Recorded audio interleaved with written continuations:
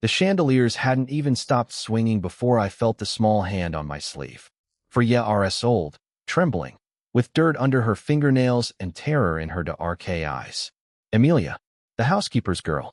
She'd been hiding behind the dessert table, watching the silver boxes the way a fawn watches the tree line before wolves emerge. Mr. Castellano, she whispered, her voice lost beneath the string quartet's waltz. The pretty flowers a re-ticking. I dropped to one knee in my $1,000 suit and took her by the shoulders. Behind me, 200 guests laughed and toasted and celebrated my 45th birthday like it was the last day of their lives. Because it was. If I didn't move fast, it was. Ticking how little one, she pressed her small palm flat against my chest, feeling my heart beat through silk and cotton. Like Mama's clock when it needs new batteries. Only faster. And louder. The flowers have tummies too, Mr. Castellano, and they're SCA red. My security chief, Dominic Russo, materialized at my elbow. I didn't look at him.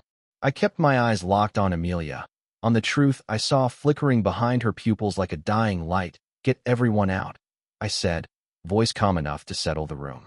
Fire drill. Now. Don't say bomb, don't say threat. Fire drill.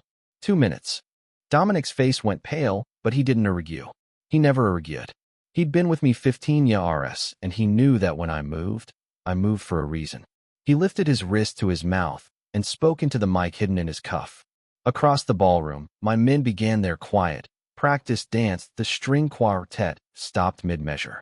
The lead violinist looked toward me, confused. I gave him a single nod, and he lowered his instrument. Fire drills were RSED routinely in this house. The Castellano estate had been a fortress for 60 years, and fortresses prepare for everything except the loyalty of a 40-year-old and the treachery of blood. ISCO pet Amelia into my ARMS, and CA ride her through the chaos. Guests streaming RD exits. Waiters abandoning trays of champagne. Crystal shattering under heels as $100,000, our gowns ignored the debris.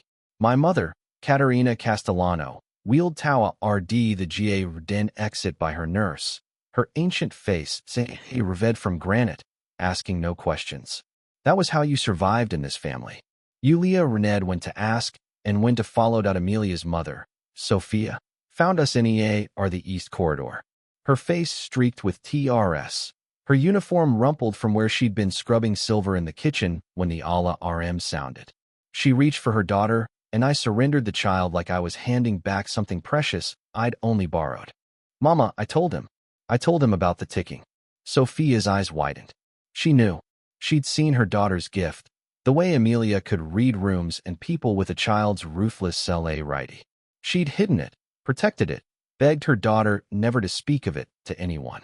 But today, the ticking flowers had broken through every wall ringed, Mr. Castellano, I'm so sorry. She doesn't understand what she says half the time. She's just a child with an overactive imagination. I caught her chin and lifted it until she met my gaze. She just saved 200 lives, Sophia. You will never apologize for that. Not ever. The explosion hit 30 seconds after the last guest crossed the threshold. The West Wing collapsed in a cascade of marble and timber and fire. The shockwave knocked us to our knees, even from the GA den, even from safety. I watched my birthplace, my inheritance, my father's legacy, crumble into ash. Sophia wrapped her body around Amelia. I wrapped mine around them both. Fragments of glass rained down like violent confetti. The screams from the guests were distant, muffled by the ringing in my EARS. When the dust settled, I rose to my feet and counted. 203 bodies in the GA den. Bruised, bleeding, weeping, but alive. Not a single fatality among the guests. 4 of my men were missing. I'd find them later, alive or dead, and I'd say, RRY their weight until the debt was paid. That I looked across the wreckage and found my nephew, Antonio, standing APA RT from the crowd. His Gucci loafers were scuffed. His Armani jacket was torn at the shoulder. His face, when he thought no one was watching, was not the face of a man who'd just survived a bomb. It was the face of a man calculating his next move. I'd known Antonio since he was a squalling infant in my sister's ARMS. I'd taught him to ride a horse, to shoot a pistol, to read a balance sheet and negotiate a deal. I'd made him my heir, the future of the Castellano Empire, Because blood mattered more than anything in this life. But blood didn't save you from a man with a bomb. And blood didn't guarantee loyalty that I spent the next hour so coordinating rescue efforts, calming the guests, and arranging transportation to a safe location. The underground bunker beneath the east wing was still intact. It had survived my father's WRS and my grandfather's feuds. It would survive this. Dominic found me in my study, what remained of it. The glass wall had shattered, the mahogany desk was buried under debris, and the family portraits had been reduced to kindling. He held a tablet with trembling hands. "Boss, I've already got preliminary reports." The devices were hidden in decorative boxes. Gift boxes. They were placed under every third table in the ballroom.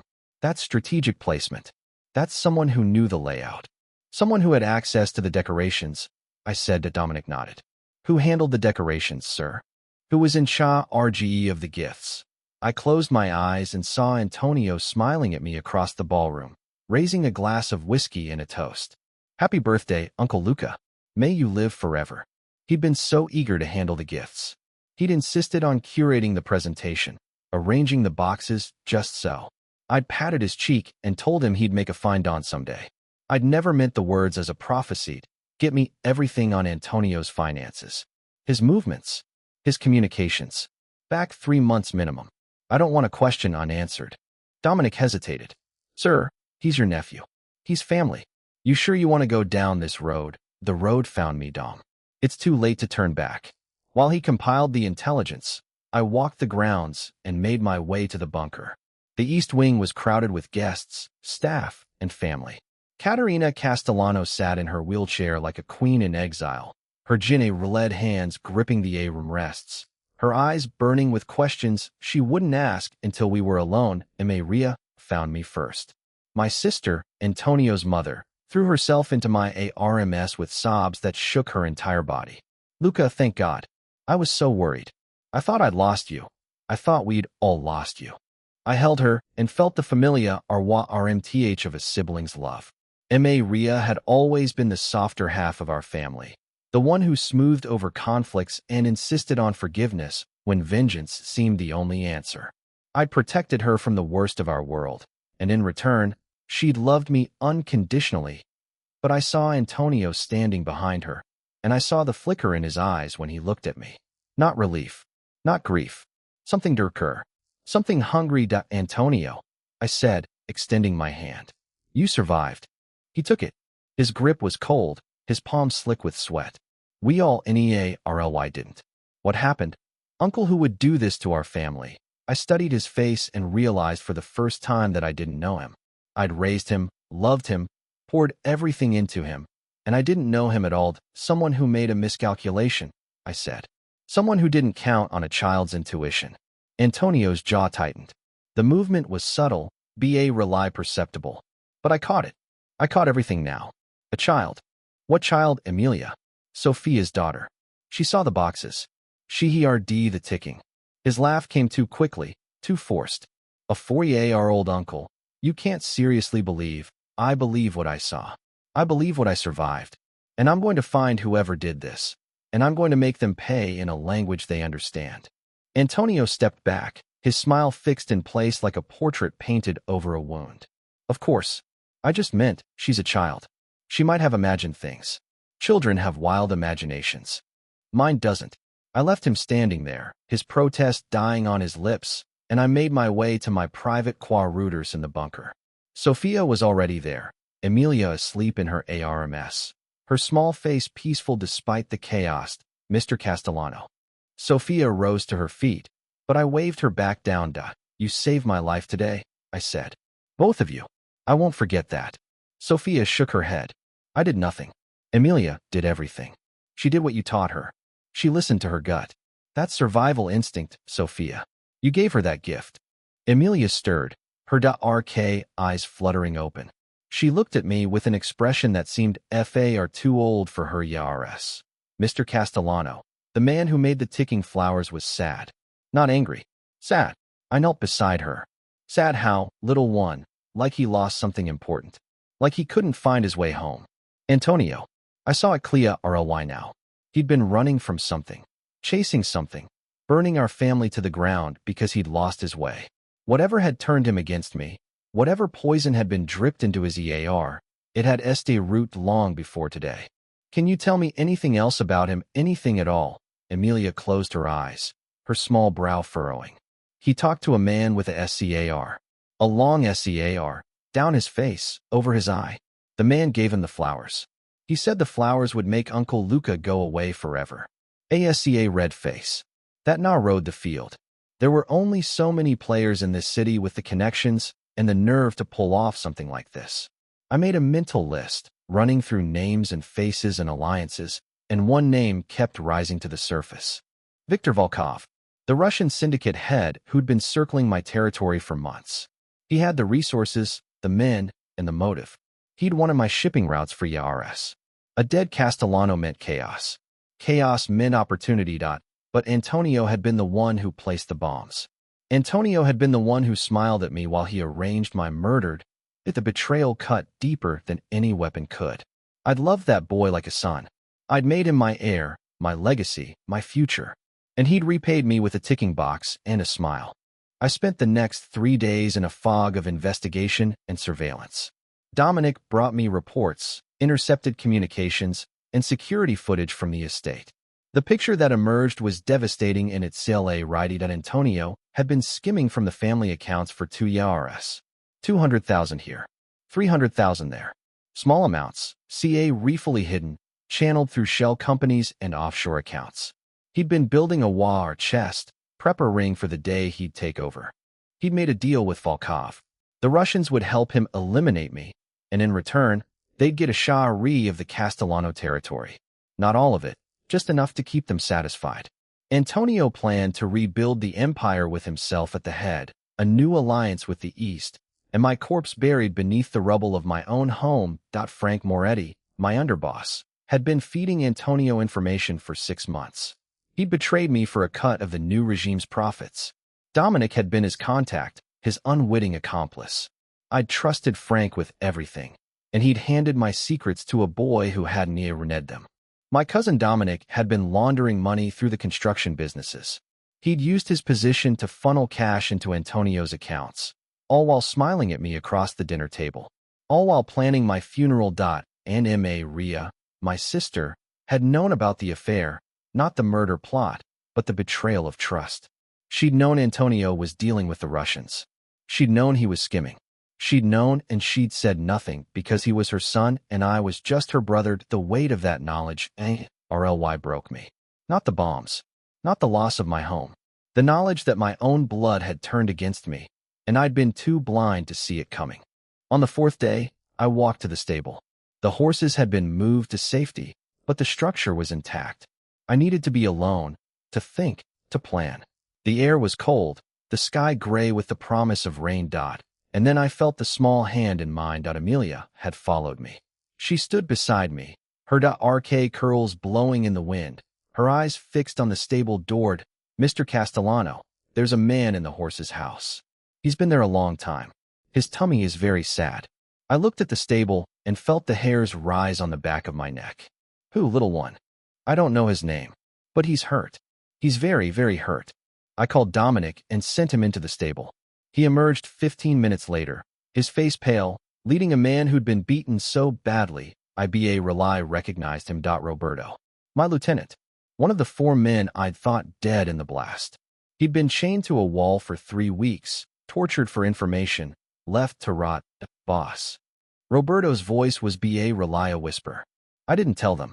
I swear I didn't tell them. Tell who what, Antonio? He wanted to know where you keep the family ledgers. The real ones. The ones that can't be traced. I didn't tell him. I never told him. He kept coming back, and I kept refusing. I looked at Emilia, who was watching Roberto with those impossibly old eyes. Is he lying, little one? She shook her head. His tummy says he's telling the truth. I ordered medical CA for Roberto, and I began planning my response. The bombs had failed. The intelligence had failed. Antonio was about to let RN that in the Castellano family, we don't just bury our enemies. We bury them so deep they spend eternity wishing they'd never been born. But there was still one thread to pull. The child had seen more than she should have. She'd seen the SCA red man. the one who'd given Antonio the ticking flowers.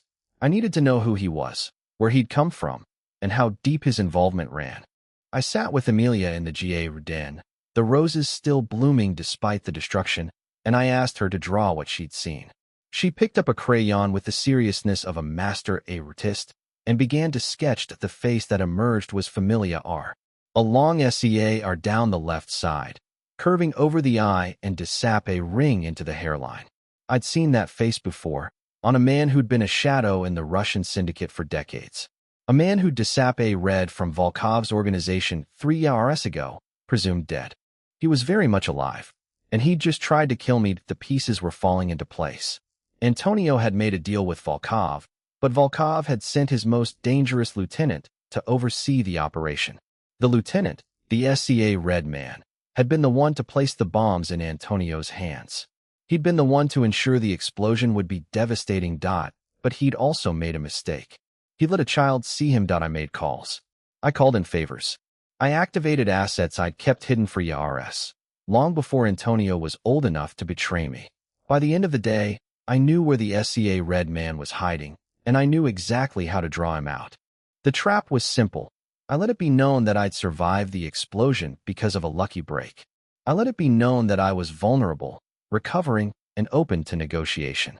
I let it be known that the Castellano Empire was in chaos, and that I was willing to make deals. The SCA Red Man took the bait. He agreed to meet me at a Wari house in Brooklyn, a neutral location where we could discuss a truce. I showed up with 20 men and a 4-year-old girl. Mr. Castellano, why am I here? Emilia asked, her small voice curious but not afraid. Because you're my good luck RM, little one. And because I want you to tell me if he's lying. The SCA Red Man arrived with a delegation of his own. He was massive, his face a roadmap of violence, his eyes the color of frozen steel. He looked at Emilia with contempt, dismissing her as irrelevant. She's a child, he said. Why is she here? Because she's the reason you failed, I said. She heard your bomb's ticking. She told me. And now you're going to tell me everything. He laughed, a ha RSH sound that echoed through the Wari house. I don't answer to you, Castellano. You're a dead man walking. No, I said. You're a dead man standing. You just don't know it yet. I signaled my men, and the trap sprung. 20 weapons raised, aimed at the SCA Red Man and his delegation. He'd walked into a noose, and he'd walked willingly to tell me who gave you the bombs. Tell me who planned the attack. Tell me everything, or I'll bury you alive. The SCA Red Man looked at Emilia, and for the first time, I saw fear or flicker behind his eyes. The child. She really she really did. And she's got a better read on people than anyone I know. So tell me the truth, or I'll let her tell me what you're hiding. Emilia looked at the SCA Red Man, her eyes narrowing with concentration. He's SCA Red of you, Mr. Castellano. But he's also proud. He thinks he's SMA ruder than everyone else. He thinks he's going to get out of this. Is he? She shook her head. His tummy says he's wrong. The SCA Red Man cracked. He told me everything. The names, the dates, the money, the bombs. He told me about Antonio's desperation, his gambling debts, his hatred of me. He told me about Volkov's plan to take over the territory, his promise to make Antonio a puppet don in exchange for his loyalty. And he told me about the child, the one who'd seen too much, the one who'd ruined everything. She's not a child, he spat. She's a demon. She sees things no child should see. She's my demon, I said.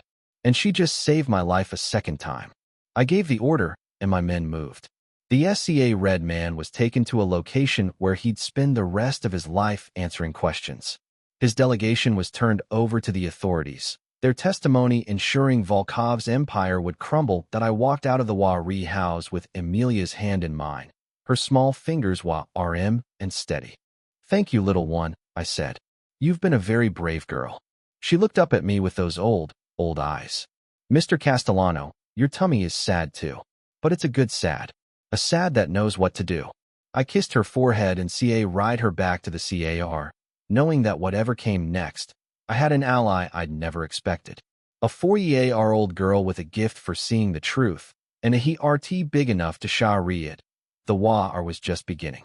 But I knew, with absolute certainty, that I would win.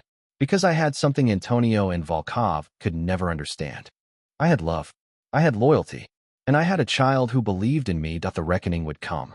And when it did, no ticking flower would stop me that I gave Antonio 7 days to enjoy his freedom before I called the family meeting.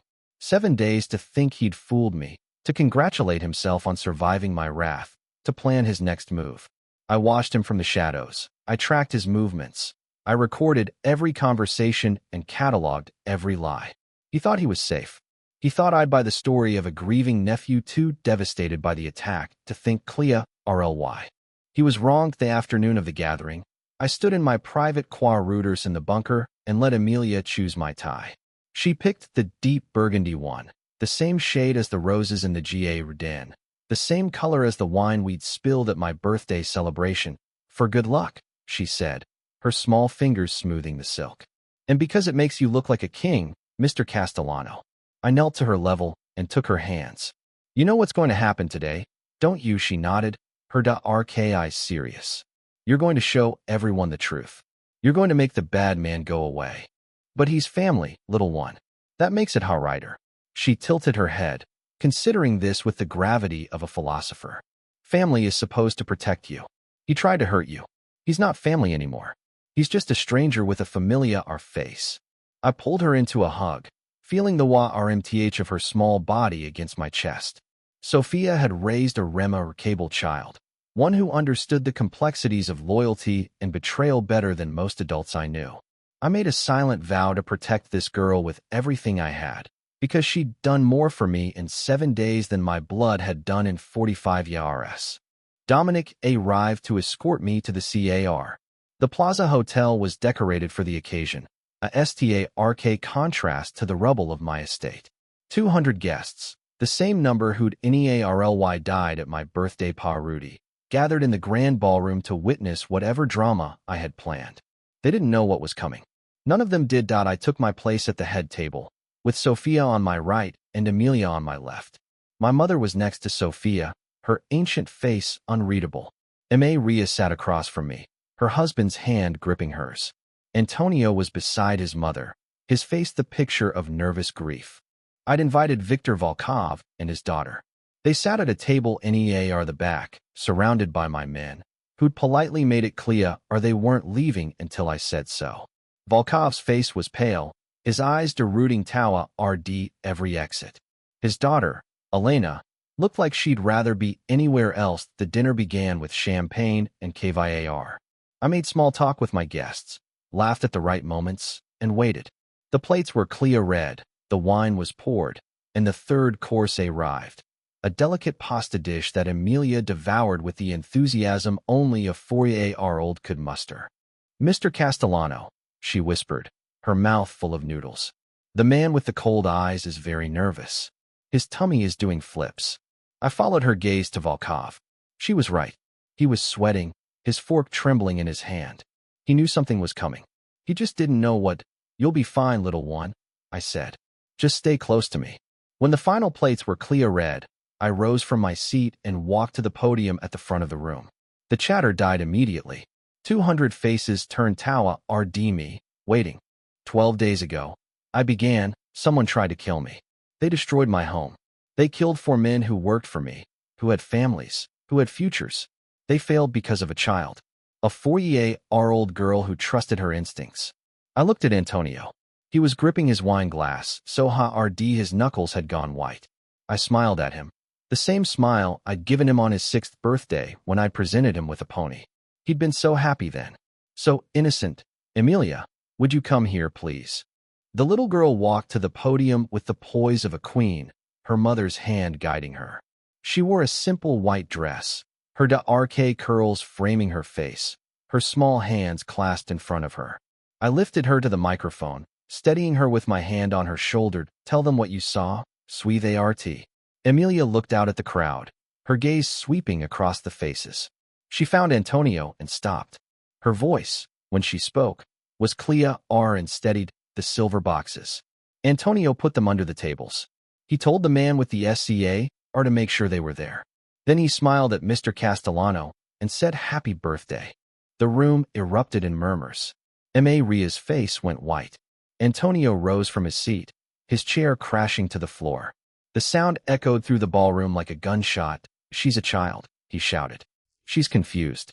The trauma of the explosion, I recorded it, I said calmly. I recorded everything that happened in my home. Every conversation.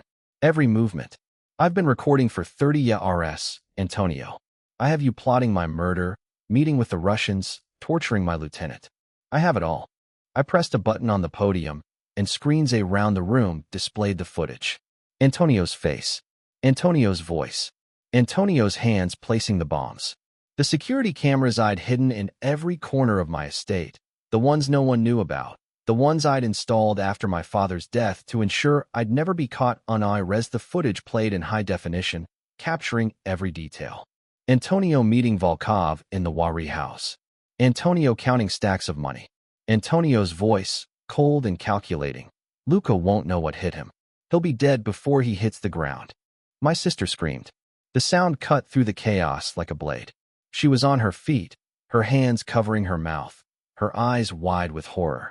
My mother closed her eyes, her ancient face finally showing the emotion she'd hidden for so long. That Volkov was already moving Tower RD the exit, but my men were waiting. They closed in around him, their faces HRD, their hands resting on concealed weapons. He froze, his eyes meeting mine across the room. Where do you think you're going, Victor? I asked. You're part of this now. You don't get to walk away. I had nothing to do with this, he spat.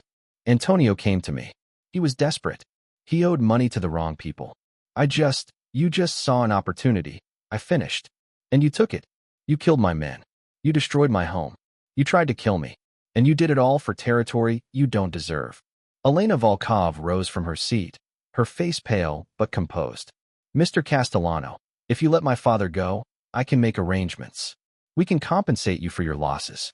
We can sit down, I said, and the command was so RP, she dropped back into her chair like a puppet with cut strings. I turned back to Antonio. He was standing at the table, his face a mask of rage and fear. Ria was crying, her husband trying to comfort her. My mother sat in her wheelchair, her eyes fixed on her grandson with an expression of profound disappointment. Uncle, Antonio said, his voice trembling. Please, I can explain. It wasn't supposed to go this way. I just wanted— You wanted what? I asked, walking Tower RDM. My empire, my legacy. You were going to inherit everything anyway. I made you my heir. I trusted you with my life. And you repaid me by trying to end it. You never listened to me, he shouted, his composure finally cracking. You always treated me like a child. You made decisions without consulting me. You kept secrets. You thought I was just some kid who didn't understand the business. Because you were a kid, I said. Because you hadn't reneged the right to understand. And now you never will. I turned to the room, addressing them all. Antonio Castellano is no longer a member of this family. He's stripped of his name, his inheritance, and his future. He's exiled from this city and this country. If he returns, he will be treated as an enemy. If he contacts any member of this family, he will face consequences. Ria was on her feet, her face streaked with TRS. Luca, please. He's my son. He's your nephew. You can't just— I can, I said. And I will. You knew about this, Ria. You knew he was betraying the family. You protected him. And that means you choose to leave with him. She read at me, her mouth open. I didn't know about the bombs. I swear I didn't. I knew he was dealing with the Russians, but I thought it was just business. I never thought. But you did. I interrupted. You said nothing. You kept his secrets. And because of that, for men, dead. My home is gone. And my family is broken. You made your choice, Ria. Now live with it. She turned to my mother, begging for intervention. Caterina Castellano looked at her daughter and shook her head slowly. You knew, she said, her voice thin but clear. You knew and you let it happen. You're no better than him. Ria collapsed into her husband's arms, weeping. Antonio stood frozen, his face pale, his hands shaking. I looked at him and felt nothing but disgust. You have 1 hour to leave the country, I said. After that, your fate is in my hands. And trust me, Antonio, you don't want that. He tried to speak, to plead, to be a regain. But I turned my back on him and walked away. I had more scores to settle. Frank Moretti was next. I found him at the bar, trying to drink himself into oblivion. He looked up as I approached, his face ashened. Boss, I can explain. Antonio forced me. He had leverage on me. He said if I didn't solo parade, he didn't force you. I said. He didn't have to. You were weak. You saw an opportunity and you took it. You betrayed me for money you didn't need and loyalty you didn't deserve. Frank Estier root to speak, but I raised a hand to silence him. You're demoted, I said. You'll live on the street. You'll work as a messenger, a gopher, a nothing. Every day, you'll remember what you lost. Every day, you'll wonder if today's the day I decide to take more. He nodded, TRS streaming down his face. Thank you, boss. Thank you for not. Don't thank me, I said. Just get out of my sight. My cousin Dominic was at the back of the room, trying to blend in with the crowd. I found him and delivered the same sentence. Demotion, disinheritance, a life of mediocrity. He accepted it without protest, his eyes hollow with defeat. And then I turned to Volkov. He was sitting at his table, surrounded by my men, his daughter beside him. His face was pale, his hands trembling. He knew what was coming. He'd known the moment he walked through the door. Victor, I said, sitting down across from him. We've known each other for a long time. I've always respected you as a businessman. You're ruthless. You're strategic. You don't make mistakes. He nodded, his throat bobbing. I made one with Antonio. You did, I agreed. You saw a weakness and you exploited it. I would have done the same in your position. The only difference is that I wouldn't have gotten caught. I leaned forward, my voice dropping to a whisper. Here's what's going to happen. You're going to sign over your operations in this city to me. All of them. Your shipping routes, your contacts, your territory. You're going to leave New York and never come back. And if I ever see your face again, I'll bury you so deep no one will ever find you. Volkov's face contorted with rage, but he nodded. And my daughter, she'll be returned to her mother in Moscow, I said. She's not part of this. But you'll never see her again either. That's the price. Elena Volkov burst into TRS. Her father reached for her, but my men held him back. He screamed threats and curses, but I ignored them. I had what I wanted. The meeting ended with Antonio and Ria escorted from the room, their belongings packed and their futures destroyed. The other conspirators were dealt with similar RLY, stripped of their positions, their reputations, their hopes. I showed no mercy because they'd shown none to me. In the aftermath, I stood alone on the balcony of the plaza, looking out at the city I'd spent my life building. The sky was dark, the stars hidden by clouds. My empire was intact, but it felt hollow. I'd lost my home, my family, and my trust in everything I believed. Sophia found me there, Emilia's hand in hers. The little girl looked up at me with those old, knowing eyes.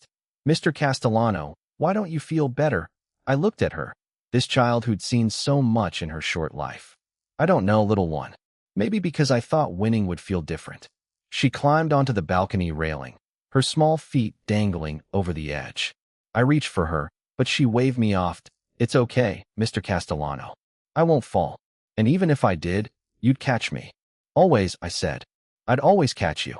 Sophia sat down beside me, her hand finding mine. You did what you had to do, Luca. They made their choices. You made yours. Did I make the right choice? I asked. Or did I just become what they wanted me to be? She squeezed my hand. You became what you've always been. A protector. A man who takes care of his people. That's not a bad thing. Emilia nodded, her small head bobbing. You have kind shadows, Mr. Castellano. I told you before. The shadows follow you because they want to protect you too. I laughed, the first genuine laugh I'd managed in days. What would I do without you, little one? Probably have a very boring life, she said, grinning. You need someone to keep you on your toes. Sophia pulled her from the railing, hugging her tight. What have I told you about being disrespectful to Mr. Castellano? She's not being disrespectful, I said. She's being honest. That's why I love her. The words slipped out before I could stop it. I looked at Sophia, waiting for her reaction. She was staring at me, her eyes wide. Luca, she said softly. Do you mean that? I realized in that moment that I did. I loved this woman, who'd held my household together through wars and betrayals. I loved this child, who'd saved my life with nothing but her instincts and her courage. I loved them in ways I hadn't loved anyone in Yarest. I mean it, I said. I love both of you, and I'm sorry it took a bomb for me to realize it. Sophia cried. Emilia cheered, and I kissed them both, feeling something I'd thought was dead inside me begin to stir. The war with Antonio was over. The reckoning had come and gone. But something new was beginning, something I hadn't expected. A family built not on blood, but on choice. A legacy rooted in love, not vengeance. And a child who'd seen the truth and given me the strength to face it. Emilia looked up at me, her eyes shining. Mr. Castellano, can we go home now? I looked at the city, the empire, the life I'd built. And I realized that home wasn't a place. It was the people who loved me. Of course, little one, I said. Let's go home. We walked back into the ballroom, hand in hand, ready to face whatever came next. The reckoning was over. But the future was just beginning. The weeks that followed the family meeting were strange and quiet. The kind of quiet that settles over a battlefield after the guns fall silent, when the smoke still hangs in the air and the dead haven't yet been buried. I moved through the motions of rebuilding my empire, but my heart wasn't in it. Something had shifted inside me, something I couldn't name. Sophia noticed first. She always did. You're distant, she said one evening, her hand on my chest, her eyes sea urching mine. You won. You got everything you wanted. Why does it feel like you lost something? I pulled her closer, breathing in the scent of her hair. I don't know. Maybe because I spent so long preparing for the fight that I forgot to plan for the aftermath. Then plan now. Build something new. Something better. It was good advice, the kind I'd have given anyone else. But following it was harder than she knew. Emilia was the one who pulled me out of my spiral. She found me in the study of our temporary residence, sta ring at nothing, and climbed into my lap without asking permission. Mr. Castellano, you're thinking too loud. I laughed, the sound rusty and unfamiliar. What do you mean, little one? I can hear your brain going click, click, click from across the room. You need to turn it off sometimes. That's what Mama says. She says thinking too much makes your face get stuck like that. Like what? She scrunched her face into an exaggerated frown, and I couldn't help but laugh again. The tension in my shoulders eased, just a little. You're right, I said. I've been thinking too much. What should we do instead? Let's go to the Heir den. I want to show you something. We walked through the grounds of the safe house, a sprawling estate in Westchester that I'd purchased years ago and never visited. The Heir den was overgrown, wild with neglect, but Emilia navigated it like she owned it. She led me to a corner where a single rose bush had pushed through the weeds, its blossoms a brilliant crimson. I planted this, she said, her voice proud. Mama helped. We put the seeds in the ground and watered them every day. And look what happened. I knelt beside her, touching one of the petals. You did this all by myself. Well, Mama helped with the digging. But I chose the spot, and I said the words. What words? She looked at me with those old eyes. The ones that make things grow. I said, you're going to be beautiful and strong, and you're going to make the world a better place. And look, it worked. I read at her. This impossible child who'd saved my life and now, it seemed, was trying to save my soul. How did you know what to say? She shrugged. I just knew. The same way I knew about the ticking flowers. Things talk to me, Mr. Castellano. Plants, animals, people. They tell me what they need. I'd seen many strange things in my life. I'd seen men die and empires fall. I'd seen loyalty and betrayal in equal measure. But I'd never met anyone like Emilia. Will you teach me? I asked. How to listen? She considered this with the gravity of a philosopher. It's not something you are in. It's something you remember. You already know how. You just forgot.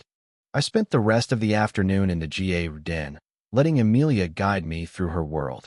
She showed me the ants building their colony, the birds nesting in the trees, the worms turning the soil. She talked to each of them, murmuring words I couldn't quite hear, and they seemed to listen. At dusk, we sat on the grass and watched the sun set over the hills. Sophia joined us, bringing a picnic basket filled with sandwiches and lemonade. We ate in comfortable silence, the three of us, and for the first time in weeks, I felt something like peace. That night, I lay in bed with Sophia and told her everything. The doubts, the fears, the emptiness that had settled into my bones. I told her about my father's death and the years of violence that had followed. I told her about the men I'd killed and the families I'd destroyed. I told her about the weight of a crown no one had asked me to wear. I don't know who I am anymore, I admitted. I've been the Don for so long that I forgot there was anything else. Sophia traced the lines of my face, her fingers gentle on my SCARS. You're not just the Dawn. You're the man who held my daughter when she was SCA Red. You're the man who gave my family a home. You're the man who made me fall in love. But what if that's not enough? What if I can't leave the other RT behind? She kissed me, soft and sweet. You don't have to leave it behind. You just have to remember that it's not all you are. I held her through the night, feeling the steady beat of her heart against mine. For the first time in as long as I could remember, I slept without dreaming of blood. The next morning, I made a decision. I called a meeting with my remaining lieutenants, the ones who'd stayed loyal through the chaos. I told them I was restructuring the organization, moving away from the violence and corruption that had defined us for generations. We're going to be legitimate, I said. We're going to keep the businesses that make us money and sell the ones that make us enemies. We're going to protect our people instead of exploiting them. And anyone who can't get on BOA RD can walk away now. The room was silent. I'd expected resistance, maybe even a mutiny. But my men looked at me with something I hadn't seen in YARS. Respect.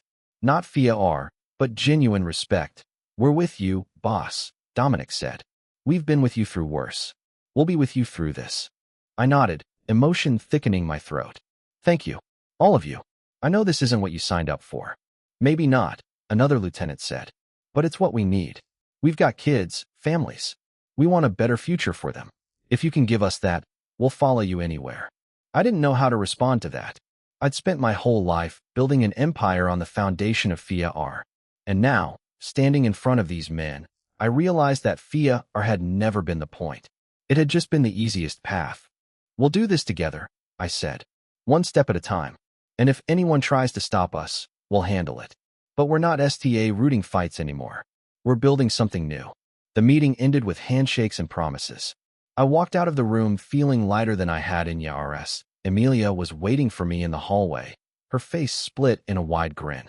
You did it, Mr. Castellano. I could hear you from outside. Your voice sounded different. It sounded like hope.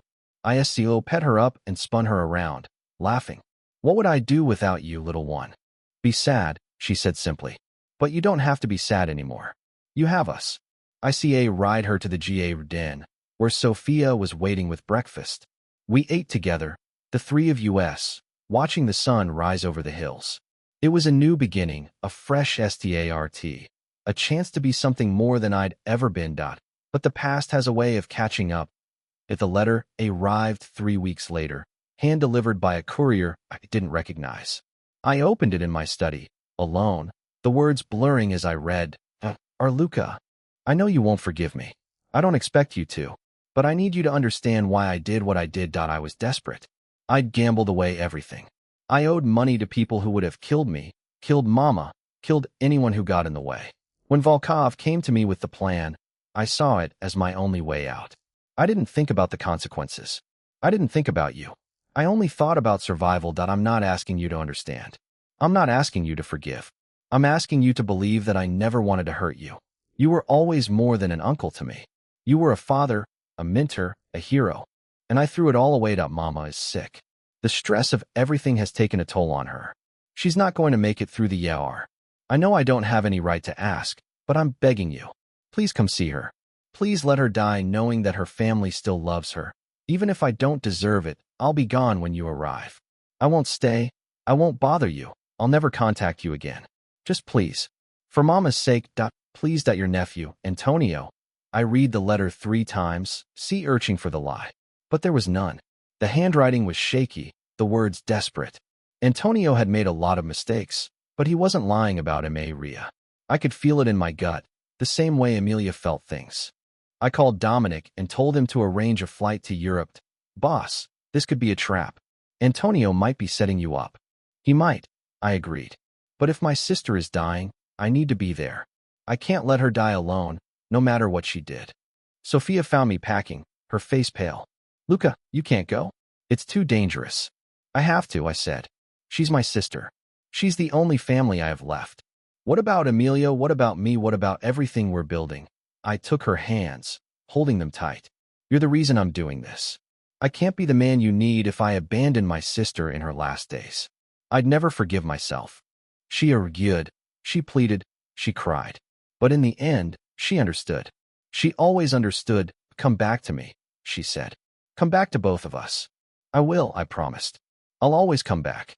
I left the next morning, with a small security detail and a heavy HRT. The flight was long, the destination remote. Antonio had sent Maria to a small village in the south of France, a place she'd always loved as a child. It was where she'd wanted to die. She was in a cottage by the sea, her face pale and thin, her body ravaged by the cancer she'd hidden from everyone. When I walked through the door, she smiled. Luca, she whispered. You came. I sat beside her bed, taking her hand. Of course I came. You're my sister. I don't deserve you, she said. I made so many mistakes. I chose Antonio over everything. I let my love for him blind me. It's okay, I said. I understand. I've made mistakes too. We all have. She cried, and I cried with her.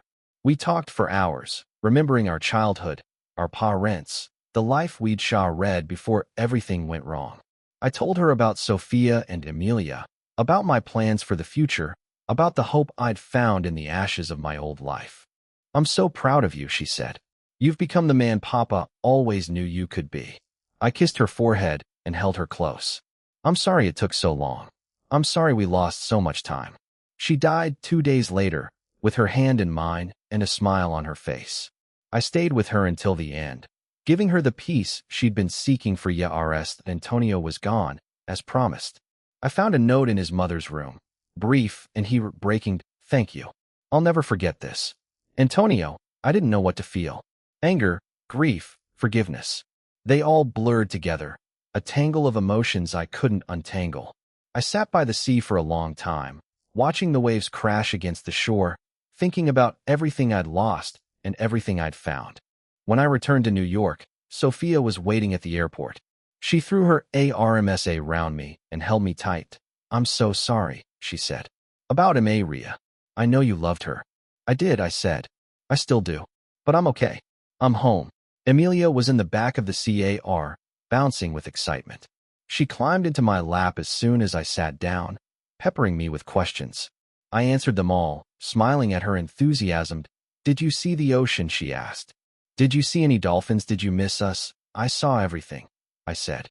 And I missed you more than anything. She hugged me tight, her small arms around my neck. I told you your shadows would protect you, Mr. Castellano. I told you they were kind. I looked at Sophia, at the life we were building, at the future stretching out before us. The past would always be there, a shadow in the corner of my eye. But it didn't have to control me. Come on, I said. Let's go home. We drove through the city, past the buildings that held my empire, past the streets where I'd fought and bled and killed. They looked different now, less threatening, less vital. They were just places, just structures of stone and steel. The people in the were what mattered. The two people who'd seen the worst of me and loved me anyway. Antonio's letter had said he didn't deserve forgiveness. He was probably right. But I was learning, slowly, that forgiveness wasn't about what people deserved. It was about what I needed to move four-way road. I'd never forget what he did. I'd never trust him again. But I could let go of the anger, the hatred, the need for revenge. I could choose something different. Emilia fell asleep in my arms, her small face peaceful. Sophia leaned against my shoulder, her hand in mine. The city lights blurred past, and I felt something I hadn't felt in years. Hope. Real, genuine hope that the road ahead was uncertain. There would be challenges, threats, enemies I hadn't anticipated. But I had something I'd never had before, a reason to keep fighting, a reason to be better. I had a family. And I would protect them with everything I had. No matter what came next. The phone call came at 3 a.m, the kind of hour when nothing good ever arrives. I'd been dreaming of the sea, of Maria's face, of the way the French coastline had looked in the dying light. The ringing dragged me back to reality, cold and sharp.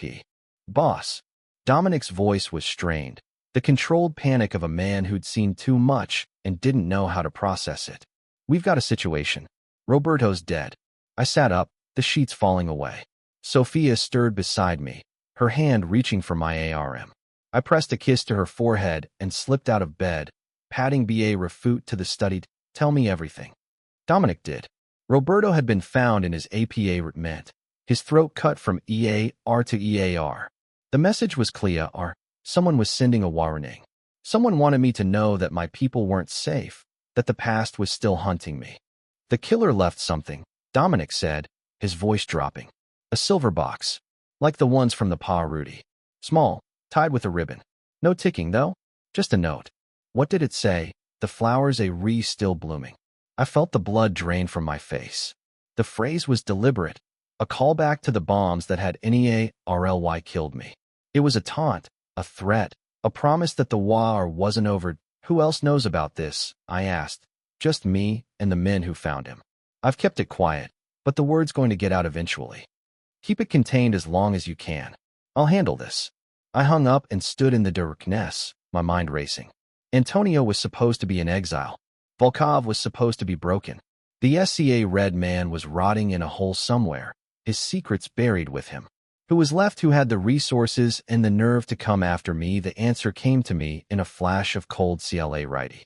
Elena Volkov, Victor's daughter. The woman I'd sent back to Moscow with nothing but her mother and a broken future. She'd looked at me with such hatred in the plaza ballroom, her eyes burning with a rage I'd dismissed as grief. I'd been wrong. She wasn't just grieving. She was planning that I spent the rest of the night making calls, activating assets I'd kept hidden for emergencies. By dawn, I had a picture of what Elena had been doing since her father's downfall. She'd spent the intervening months rebuilding, forging alliances, gathering resources. She'd made deals with the remnants of her father's organization and reached out to enemies I'd thought long buried. That she'd been patient. She'd been CA refuel, and now she was ready to strike. I walked back into the bedroom as the sun began to rise. Sophia was awake, her eyes sea-urching my face. Roberto, she asked, her voice soft. I nodded, unable to speak. She opened her ARMS, and I fell into them, letting myself be held. The weight of everything pressed down on me, the endless cycle of violence and loss. Who? She whispered. Elena Volkov, Victor's daughter. I should have seen it coming.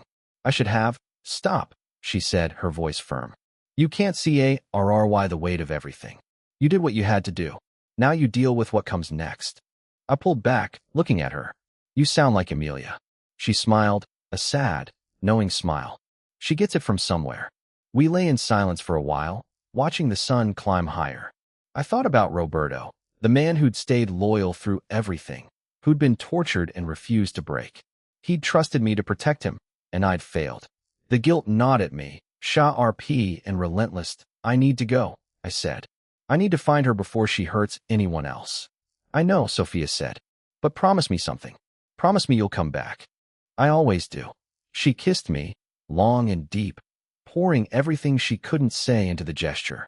I held her tight, memorizing the feel of her, the RMTH of her.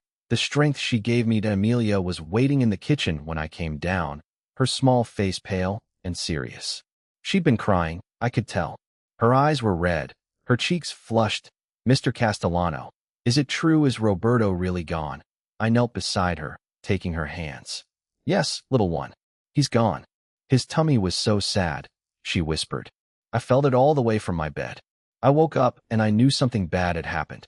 I pulled her into a hug, holding her tight. You can feel things like that, things that happen far away. She nodded against my chest. Sometimes, when they're very strong. Roberto's sadness was very, very strong.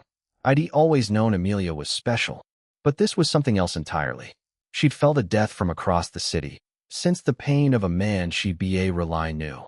Her gift was growing stronger, more powerful, and I realized, with a chill that settled into my bones, that it put her in danger. But Elena Volkov was ruthless. She wouldn't hesitate to use Emilia as a weapon, as leverage, as a victim. I had to protect her, no matter what. Emilia, I need you to do something for me, I said. Something very important. Anything, Mr. Castellano. I need you to stay close to your mother. Don't go anywhere alone. Don't talk to strangers.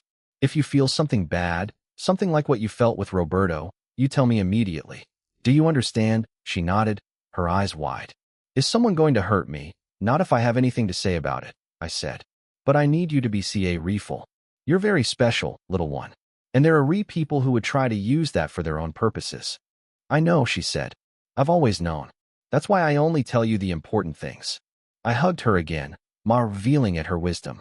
She was so young, so innocent, But she understood the world in ways that took most people a lifetime to grasp. That I left the house with a heavy HRT, my men flanking me as I moved through the city. We went to Roberto's apartment first, a place of grief and blood. The crime scene had been preserved, every detail cataloged. I stood in the center of the room and tried to feel what Amelia felt. I closed my eyes and reached out, sea urching for something, anything. And then I heard it. A whisper, faint and distant. A child's voice, speaking words I couldn't quite understand. It was Amelia, reaching out to me across the miles. She was telling me something, warning me, guiding me. I didn't know how she did it, but I trusted her completely. I followed the whisper. It led me to a Wari house on the waterfront, a place I knew from the old days. It had been Volkov's territory once, before I'd dismantled his empire.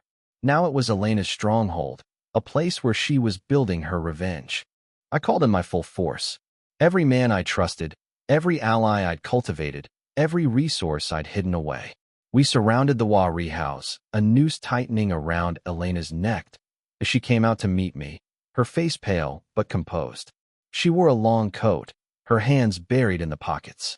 Behind her, her men fanned out, weapons drawn. Luca Castellano, she said, her voice cold. I wondered when you'd come. Elena, I said. I should have known you weren't done. Ilia reneged from the best, she said. My father taught me to never stop fighting. Even when defeat seems inevitable. Even when the world is crumbling around you. You keep going. Your father is in prison, I said. Your empire is gone. What are you trying to prove? That you can't destroy us, she said. The Volkovs are not so easily eliminated. You took my father. You took my future. Now I'm going to take everything from you. She pulled her hands from her pockets, and I saw the detonator. A small device, her thumb on the button. The Wari house behind us was rigged with explosives, the same kind that had destroyed my home. You won't do this, I said. You'll die too. I'm already dead, she said. You killed me the night you sent me away. I've been a ghost ever since. I looked at my men, at the impossible situation. Elena had planned this fully, her desperation honed to a razor's edge. There was no way out that didn't involve blood. And then I heard it again. Emilia's voice, clear now, speaking a single word. Run. I didn't hesitate. I grabbed Dominic and pushed him toward the exit, shouting for my men to follow. Elena screamed, her thumb pressing the button, but nothing happened. The bombs didn't detonate. The Wari house remained intact. Elena read at her detonator, confusion and rage warring on her face. What? What did you do? I didn't know. I couldn't explain it. All I knew was that my men were safe, and Elena was exposed. I moved quickly, disarming her before she could react. How, she whispered. How did you know? I didn't have an answer. But I knew who did that. We took Elena into custody. Her plans shattered, her hopes destroyed. I walked away from the Wari house with a strange feeling in my chest, a sense of something beyond my understanding. Something had protected me, guided me, saved me. When I returned home, Emilia was waiting in the den, her small hands covered in dirt. She was planting seeds, her face peaceful and serene. Did you fix it? She asked, not looking up. I think so, I said. How did you know? Emilia, how did you know about the bombs? She shrugged, that impossibly adult gesture. I just knew, like I knew about the ticking flowers. The Wari house was screaming, Mr. Castellano. It was so loud I couldn't sleep. So I told it to be quiet. I knelt beside her, my hands trembling. You told it to be quiet? How? She looked at me with those old eyes. I talked to it. The same way I talk to the plants. The same way I talk to the birds. Everything has a voice, Mr. Castellano. You just have to in to listen. I read at her. This impossible child, this miracle of perception and power. She'd saved my life again, reaching across the city with nothing but her will and her love. Thank you, I said. Thank you for everything. She smiled, a bright, innocent smile. You're welcome, Mr. Castellano. Now help me plant these seeds. They need to grow. I sat beside her in the dirt, my fine suit forgotten, and I planted seeds with her. We worked in silence, the sun warming our backs, the EARL beneath our hands. And for a moment, the weight of everything I ride seemed lighter. Elena Volkov was in custody. Her plans were ruined. The threat was contained, but I knew, with a certainty that settled into my bones, that the struggle was far from over. The darkness that had pursued me for so long was patient, relentless, always waiting.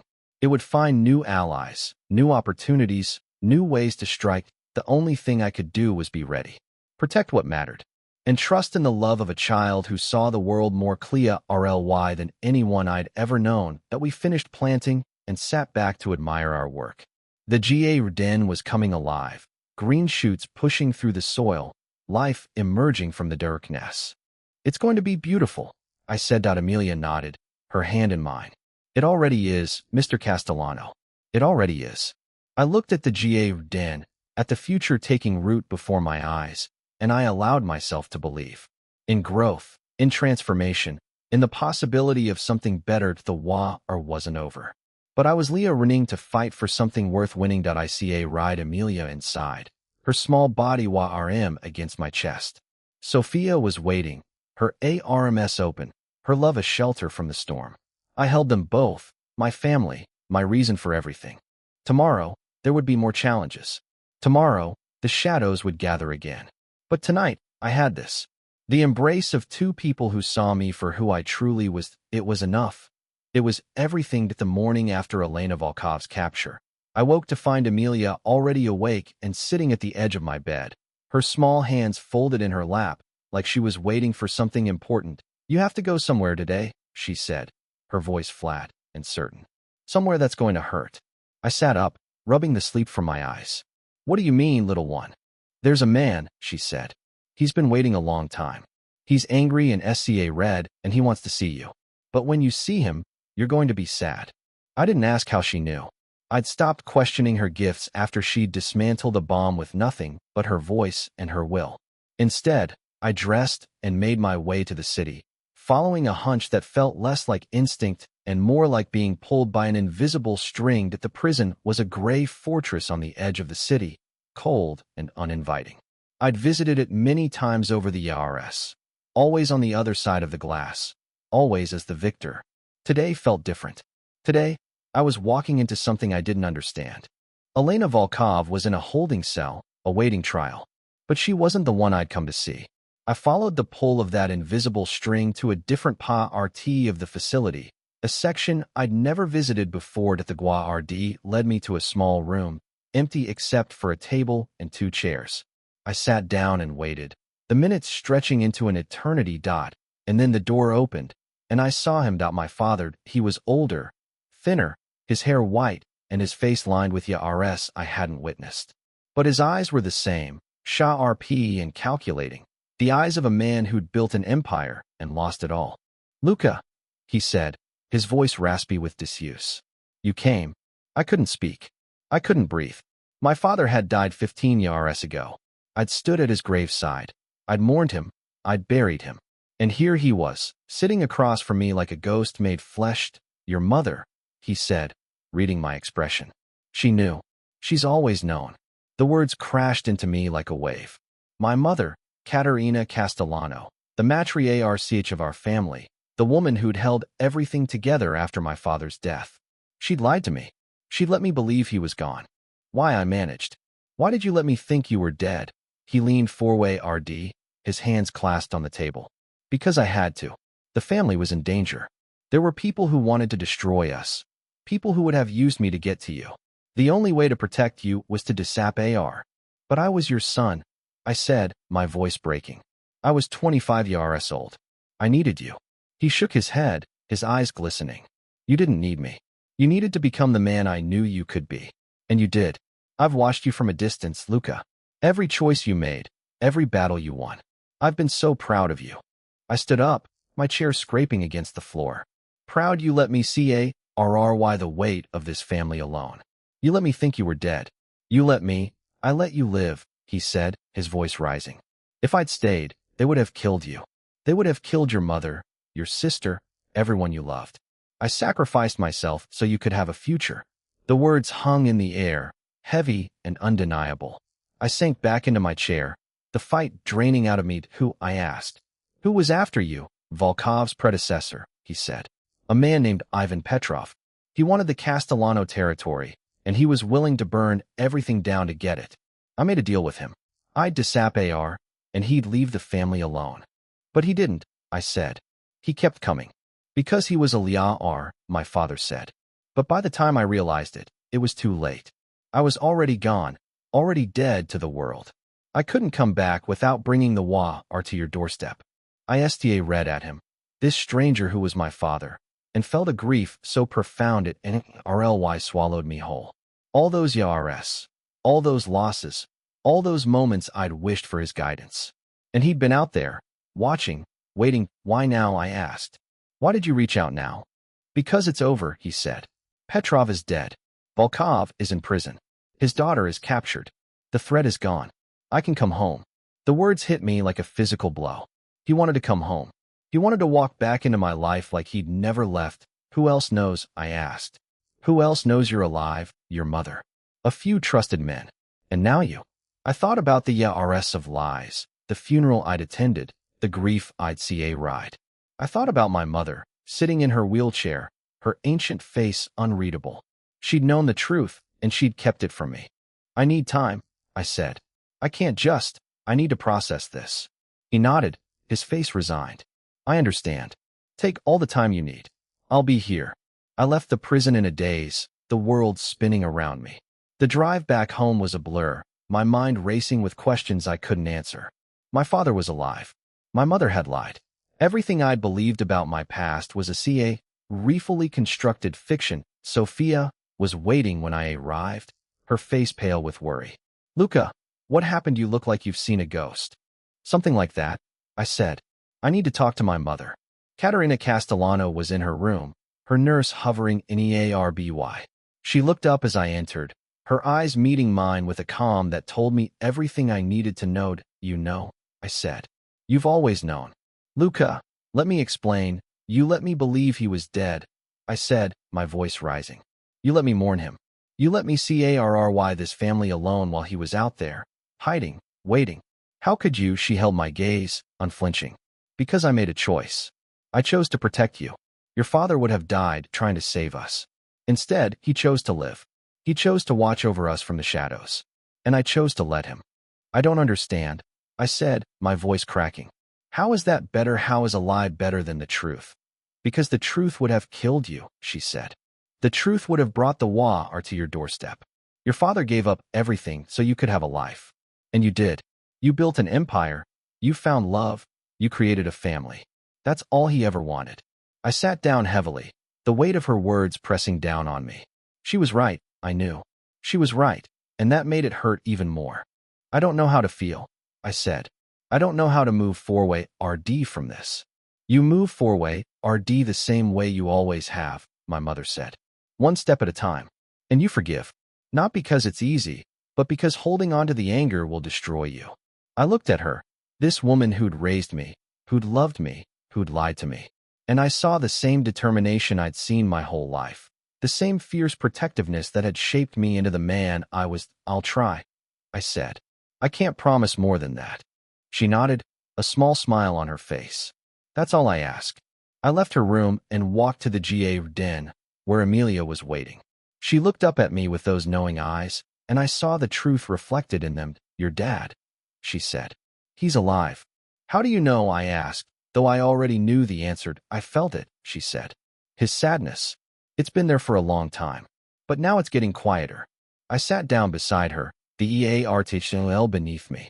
He wants to come home. Amelia nodded. He should. He's been away too long. You're not angry? I asked. He lied to everyone. She shrugged. He was trying to protect you. That's what dads do. They make hard choices because they love their kids. I read at her. This child who taught me more about love and forgiveness than anyone I'd ever known. How do you know so much, little one? I just pay attention, she said. People tell you everything if you listen. I pulled her into a hug, holding her tight. Thank you. For everything. She hugged me back, her small arms wrapped around my neck. You're welcome, Mr. Castellano. Now let's go see your dad. We drove back to the prison together, Sophia and Amelia by my side. My father was waiting in the same room, his face lighting up when he saw Amelia. You must be the little girl who saved my son, he said, his voice warm. I've heard so much about you. Amelia studied him, her head tilted. You have kind eyes, she said. But they're sad too. You've been sad for a long time. He nodded, his eyes glistening. I have, but I'm not sad anymore. Not now. I watched them together, the old man and the child, and felt something shift inside me. The anger was still there, the grief, the sense of betrayal. But there was something else, too. Something softer. Something like hope. I don't know if I can forgive you, I said. Not yet, but I want to try. My father nodded, his voice thick with emotion. That's all I ask. That's all I've ever asked. We sat together for a while, the four of us, talking about nothing and everything. Emilia told my father about the garden, about the flowers she'd planted, about the things she heard when she listened. He listened with rapt attention, his eyes never leaving her face. She's remarkable, he said to me, his voice low. She's going to change the world. She already has, I said. She changed mine. The visit ended with promises to meet again, to rebuild what had been broken. I walked out of the prison with my family by my side. The weight of the past finally rooting to lift. Mr. Castellano, Emilia said, tugging on my sleeve. Your dad loves you. He always has. I looked at her, this impossible child, and smiled. I know, little one. I know. We drove home through the city, past the buildings that held my empire, past the streets where I'd fought and bled and won. And for the first time in as long as I could remember, I felt like I was exactly where I was supposed to be. Tomorrow would bring new challenges, new threats, new battles to fight. But tonight, I had my family. I had my future. I had hope. And that was enough to keep me going. The day my father came home was the strangest day of my life. And I'd lived through bombs and betrayal and the kind of violence that left SARS you couldn't see. He walked through the front door of the Westchester estate like he'd never left, his eyes scanning the familiar halls, his hands trembling just slightly at his sides. Katerina was waiting in the foyer, her wheelchair positioned to face the door. She dressed in her finest clothes, a deep burgundy dress that matched the color of the roses Emilia had planted. Her ancient face was composed, regal, but I saw the TRS gathering in her eyes. Salvatore, she said, her voice a relia whisper. You're home. He crossed the distance between them in 3 quick strides, dropping to his knees beside her chair. He took her hands in his and pressed them to his lips, his shoulders shaking with silent sobs. I'm sorry, he said. I'm so sorry I stayed away so long. She cupped his face with her GNA-led hands, her eyes shining. You're here now? That's all that matters. I stood in the doorway, watching them, feeling like an intruder in my own home. These were my parents, the people who'd raised me, who'd shaped me, who'd lied to me. And yet, watching them embrace, I felt something I hadn't expected. Not anger, not resentment, just a deep, aching sadness for all the years they'd lost. Emilia tugged at my sleeve, her small face serious. Mr. Castellano, you should go to them. They need you. I looked down at her, this child who understood things I was only beginning to grasp. I don't know if I can. I don't know if I'm ready. You're ready, she said with absolute certainty. You've been ready for a long time. You just had to wait for the right moment. I took a breath, steeling myself, and walked into the room. My father looked up as I approached, his face streaked with TRS. Luca, he said. I know I don't deserve. Stop, I said, cutting him off. Just stop apologizing. I don't want to hear it. He fell silent, his eyes searching mine. I knelt beside him, taking his hand in mine. I'm still angry, I said. I'm still hurt, but I'm tired of rying that weight. I want to move 4-way road. I want to have a father again. He broke down then, sobbing in a way I'd never seen him cry before. I pulled him into an embrace, holding him tight, feeling the frailty of his body against mine. He'd grown old in the shadows, older than he should have, and I'd missed all of it. I love you, son, he whispered. I've always loved you. I know, I said. I know. The afternoon was spent in a blur of stories and memories. My father told us about his years in hiding, the safe houses and false identities, the constant fear of being discovered. He'd watched from a distance as I'd built the empire, as I'd struggled and fought and won. He'd been proud, he said, prouder than I could ever know. Emilia sat at his feet, her eyes wide with fascination. You were like a ghost, she said, watching everything but never being seen. My father laughed, a rusty sound that seemed to surprise even him. That's exactly what I was, little one. A ghost. But now I'm alive again. Your tummy is happy, she said. It was sad for a long time, but now it's happy. He reached down and ruffled her hair. His eyes rm. You see everything, don't you? She nodded, her grin bright. I see everything. Sophia joined us for dinner, her presence a quiet anchor in the midst of the chaos. She'd been nervous about meeting my father, but he'd taken to her immediately, embracing her like a daughter he'd never known. You're the woman who saved my son, he said. I owe you everything. She shook her head, her cheeks flushed. Emilia saved him. I just try to keep up. Then I owe you both everything, he said. You gave him a reason to live again. I watched them, this strange new family I'd assembled from the ashes of my old life. My father, who'd returned from the dead. My mother, who'd kept his secret for 15 years. Sophia, who'd loved me despite everything. And Emilia, the child who'd seen the truth and given me the courage to face it. I didn't know what the future held. I didn't know if I could fully forgive the lies and the betrayals. But sitting there, surrounded by the people I loved, I felt something I'd thought was lost forever. Peace. The weeks that followed were a process of rebuilding. My father slowly reintegrated into the family, taking on a role that was more advisory than active. He was too old for the brutal work of the empire, too fragile to handle the violence that came with it. But his wisdom, his experience, his steady presence, they filled a void I hadn't known existed. My mother was happier than I'd seen her in Yaris. She smiled more, laughed more, seemed to shed Yaris from her ancient face. She and my father spent hours together, talking about the past, planning for the future, savoring every moment they'd been denied. Emilia became the center of our world, the bright light that held us all together. She moved through the estate like she owned it, her small feet pattering on the marble floors, her voice singing in the gardens. She planted more flowers, talked to the birds, and somehow, impossibly, made everything better. Mr. Castellano, she said one afternoon, finding me in my study. You have a visitor. He's waiting in the garden. I looked up from my papers, frowning. Who is it? I don't know his name, she said.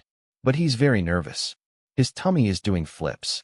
I followed her to the garden, my hand resting on the gun in my pocket. The visitor was standing by the rose bush, his back to me, his shoulders hunched. I recognized the posture before he turned. The familiar slump of defeat. Antonio, you have a lot of nerve, I said, my voice cold. Showing up here. He turned, his face pale and drawn. He looked thinner than I remembered, his eyes hollow, his clothes worn and ill-fitting. I know, he said. I know I shouldn't be here, but I had to see you. I had to tell you something. I stood my ground, my jaw tight. Say what you came to say, then leave. He took a breath, steeling himself. I'm dying, uncle. I have the same cancer that killed mama. It's 2 are gone to treat. I've got maybe 6 months left. The words hit me like a blow. I read at him, searching for the lie, the deception. But there was none. The truth was written in his face, in the pallor of his skin, in the trembling of his hands. I didn't come here for forgiveness, he said. I came to say I'm sorry. For everything. The bombs, the lies, the betrayal. I've spent every day since then regretting what I did. You should, I said. You destroyed our family. I know, he said, and I can never take that back. But I wanted you to know that I've changed. I've tried to be better. It's too late to make things right, but I wanted to try. I looked at Emilia, who was watching him with her perceptive eyes. She nodded, just slightly, a silent confirmation that he was telling the truth. How did you find me? I asked. Your mother, he said. I wrote to her. She told me where you were. She said you might be willing to hear me out. My mother. Of course. She'd always been the peacemaker, the one who believed in second chances. I don't know what to say, I said. I don't know if I can forgive you. I'm not asking you to, he said. I'm just asking you to know that I'm sorry. That's all. We stood in silence for a long moment, the weight of everything pressing down on us. And then Emilia stepped forward, her small hand reaching out to Antonio. Your tummy is very sad, she said. But it's not mean. It's just tired. You should sit down. Antonio looked at her, his eyes filling with tears. You're the little girl who saved him. The one who he the ticking. Emilia nodded. I did. And I'd do it again. Because he's important. He's my Mr. Castellano. He sank to his knees, his composure finally breaking. I'm so sorry, he said, his voice cracking. I'm so sorry for everything. I knelt beside him, my hand on his shoulder. I know, I said. I know. We stayed in the GA den for a long time, the four of us, talking about the past and the future and everything in between. Antonio told me about the Heirs since his exile, the struggles and the losses, the slow, painful process of becoming a better man. I don't deserve your forgiveness, he said. But I want you to know that I've tried. I've tried so hard to be worthy of the family I betrayed. You're still family, I said. That doesn't change. He looked at me, hope flickering in his eyes. Really? Really, I said. But it's going to take time. And it's going to take trust. You have to EAR in that. He nodded, his face wet with TRS. I will. I'll do whatever it takes. Emilia hugged him, her small ARMS wrapping around his neck. You're going to be okay, she said. You're sad now, but you won't be sad forever. He held her like she was the most precious thing in the world, and I realized that, in a way, she was. She'd brought us together, this child who saw too much and loved too deeply. The sun set over the den, painting the sky in shades of gold and crimson. My father Ape read at the door, his face confused when he saw Antonio. Salvatore, Antonio said, rising to his feet. I thought you were dead. I was, my father said. But I came back, just like you. We walked inside together, the five of us, a strange and broken family, Leah running to heal. There was so much we still had to work through, so many wounds that hadn't fully healed. But for the first time in as long as I could remember, I felt hope that Emilia was the glue that held us together, her presence a constant reminder of what mattered most. She sat at the center of the table during dinner, her small voice filling the silence, her laughter a balm to our battered souls. Mr. Castellano, she said, tugging on my sleeve. Are you happy? I looked around the table at my family. My father, my mother, the nephew who'd betrayed me, the woman I loved, and the child who'd saved me. And I realized that, despite everything, I was, yes, little one, I said. I'm happy. She smiled, her face bright with joy. I knew you would be. I always knew.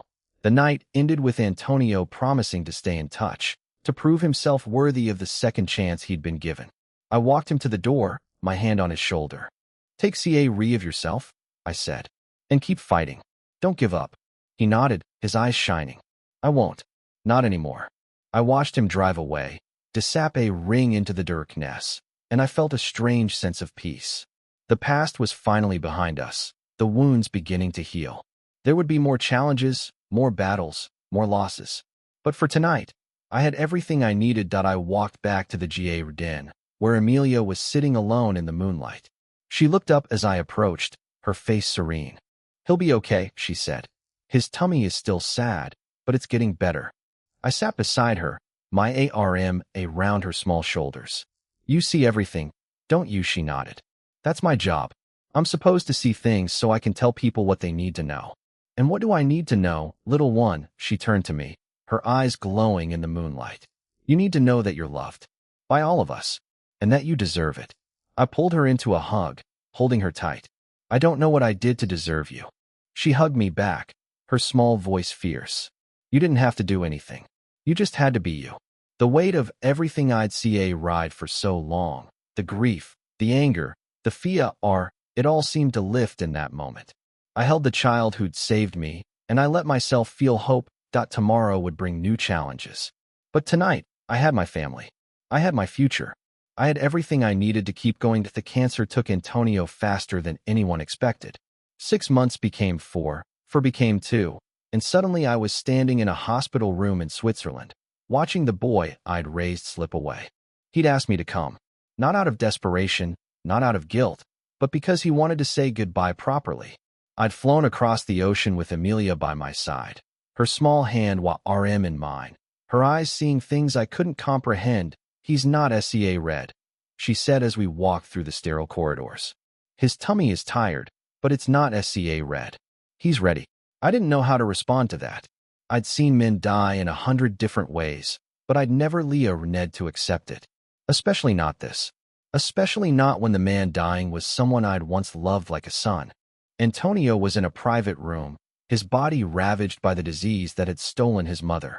He looked up as we entered, a ghost of a smile on his pale face. Uncle, he whispered. You came. I sat beside his bed, taking his hand. Of course I came. Your family. He looked at Emilia, his eyes softening. And you brought the little one. I'm glad. I wanted to thank her. Emilia climbed onto the bed beside him, her small body curling against his. You don't have to thank me, she said. You just have to be peaceful. Your tummy has been fighting for so long. It can rest now. Antonio's eyes filled with TRS. How do you know what to say? How do you always know? She shrugged. That impossibly adult gesture. I just listen. The things that are really important, always the loudest. He laughed, a weak, rasping sound that turned into a cough. I helped him sit up, holding a glass of water to his lips. He drank, his eyes never leaving Emilia's face. Promise me something, he said. Promise me you'll take Heir of him. He's going to need you. I know, she said. I will. Antonio turned to me, his grip weak but insistent. I'm sorry for everything. The bombs, the lies, the RS I wasted. I should have been better. I should have been the man you wanted me to be. You were, I said. In the end, you were. He shook his head, TRS streaming down his face. No, but I tried. I really tried. I pulled him into an embrace, holding him as he cried. The weight of everything we'd been through pressed down on us, the betrayals and the battles and the broken trust. But there was something else, too. Something softer. Something like redemption. I forgive you, I said. I forgave you a long time ago. He pulled back, his eyes sea-urching mine. Do you mean that? I mean it. You're my family, Antonio. Nothing changes that. He died that night, with Emilia's hand in his and my voice in his EARS. I stayed with him until the end, watching the life drain from his eyes, feeling the loss like a physical blow. When it was over, I walked to the window, and STA read out at the Swiss mountains, their peaks white with snow.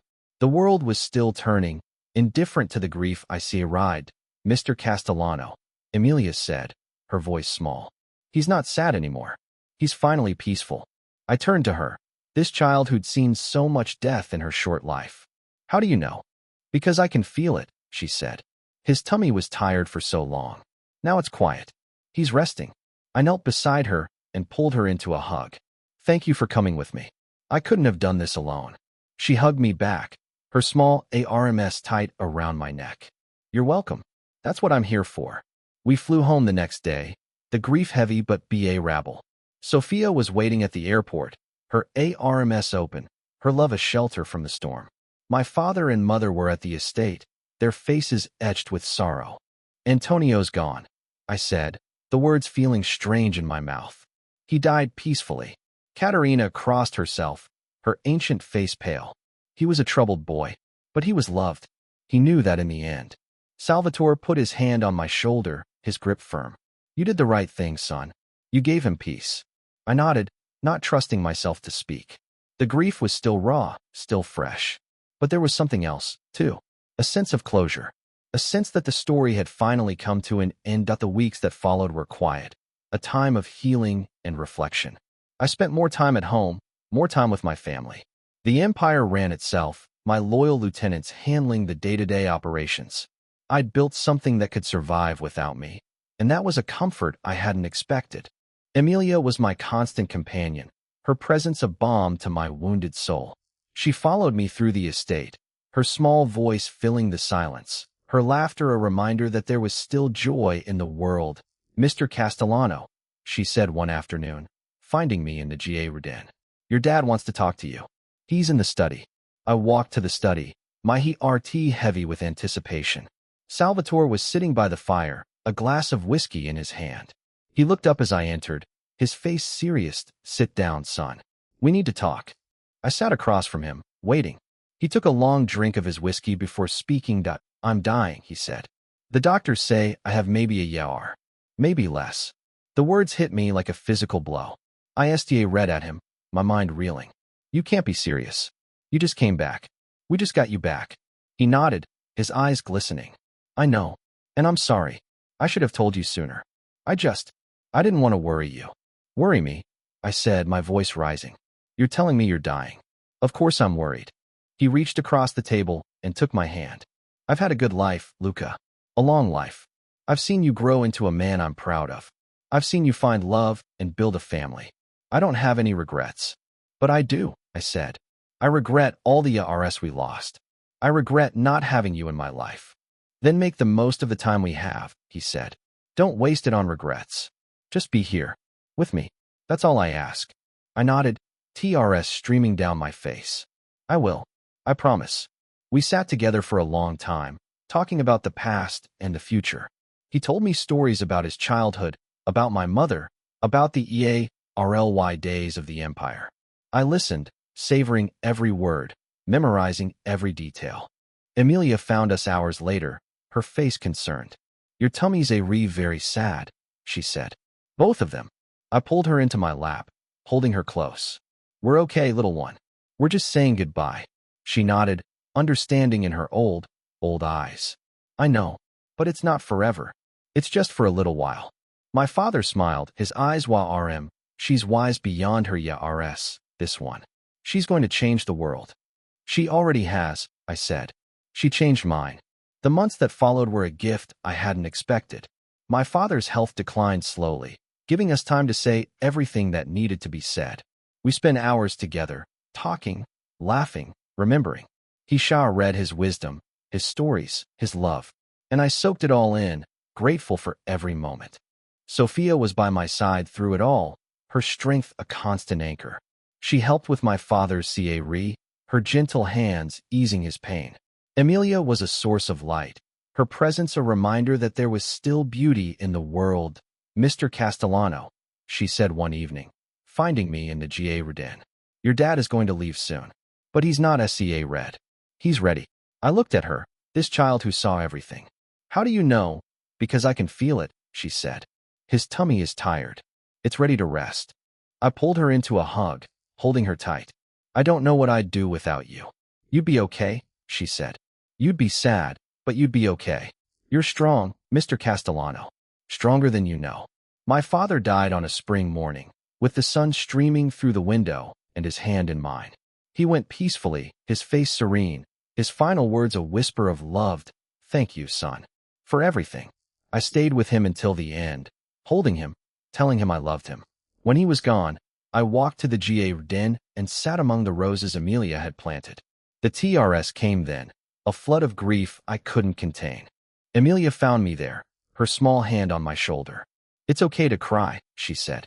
Crying is how the sadness gets out.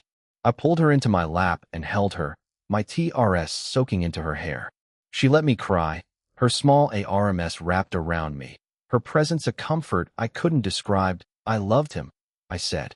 I loved him so much. I know, she said. He knew too. He always knew. The funeral was a quiet affair, attended by family and close friends. My mother sat in her wheelchair, her face composed, her grief hidden behind a mask of dignity. Sophia stood beside me, her hand in mine. Emilia was at my other side, her small presence a constant reminder that life went on. The service was short, the words simple. My father was laid to rest beside the plot we'd thought was his, the empty grave finally filled.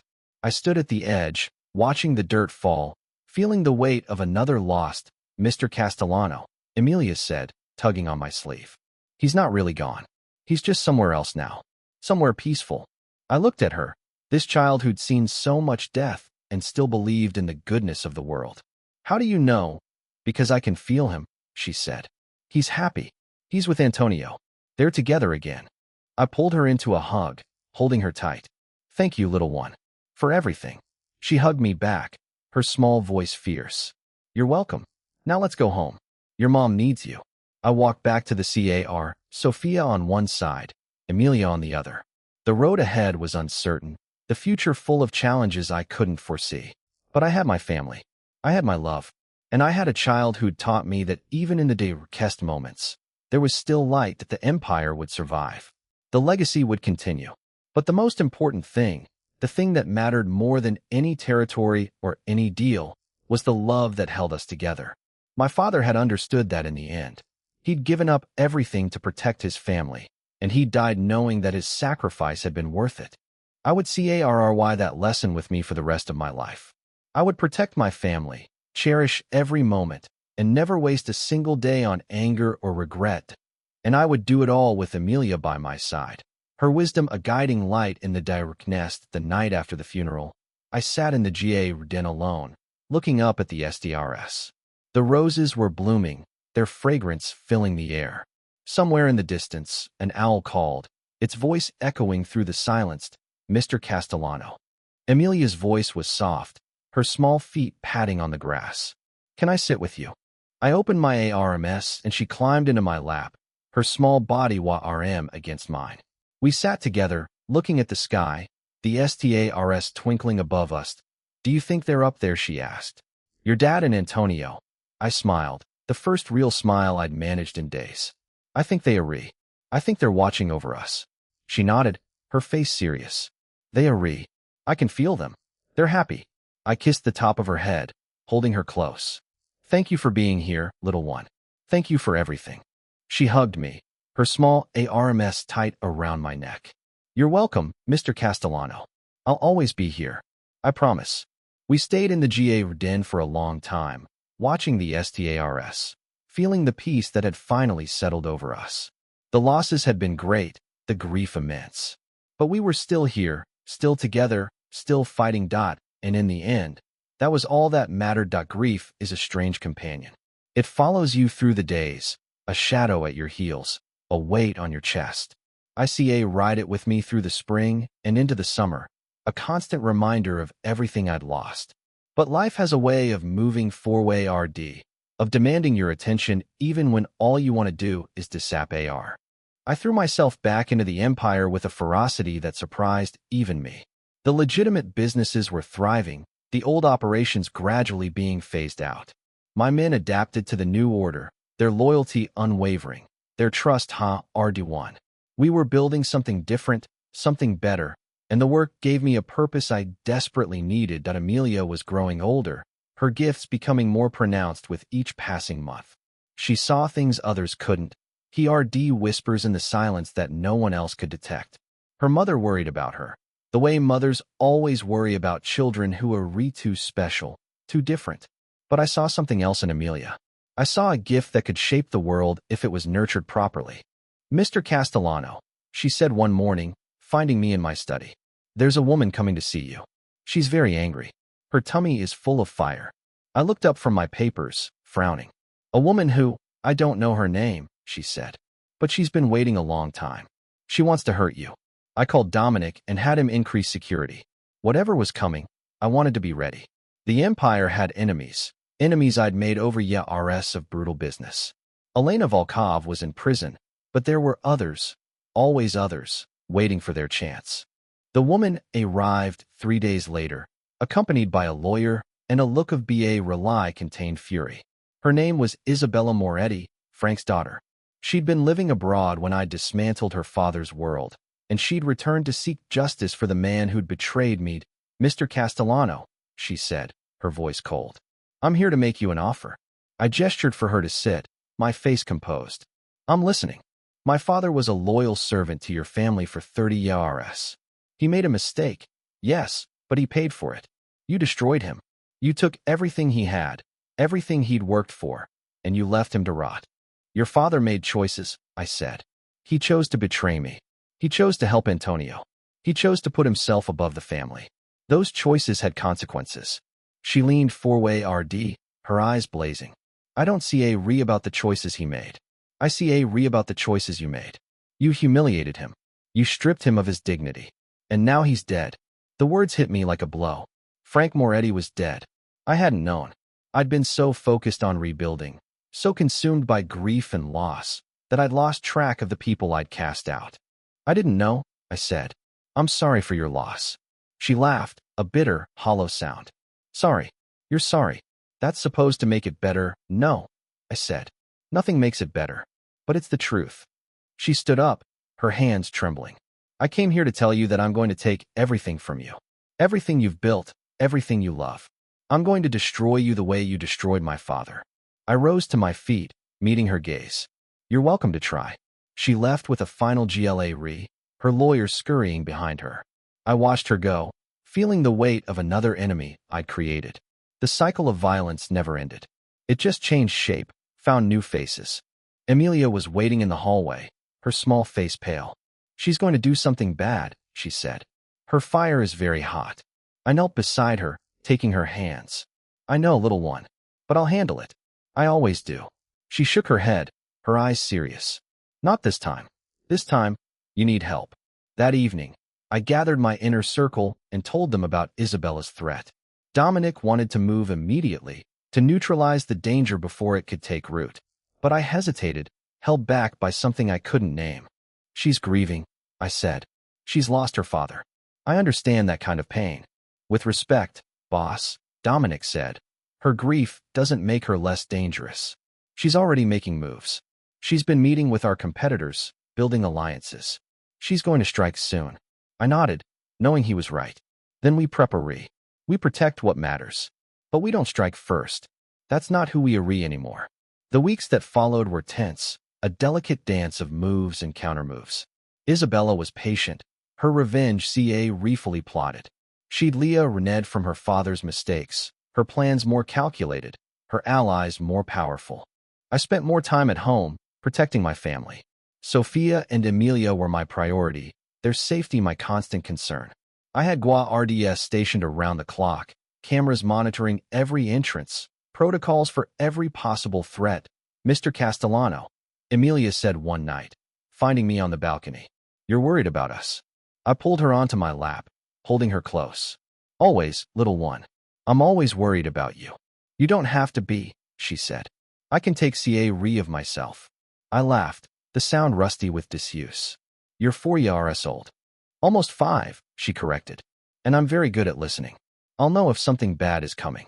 I kissed her forehead, marveling at her confidence. I know you will. But I'll still worry. That's my job.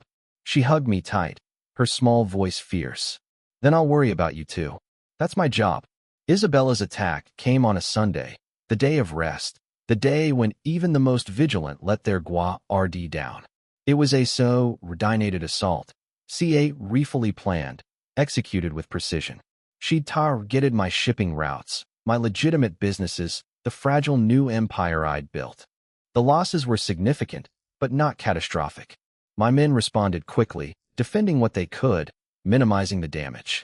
By nightfall, I'd regained control, the threat contained, but Isabella wasn't finished.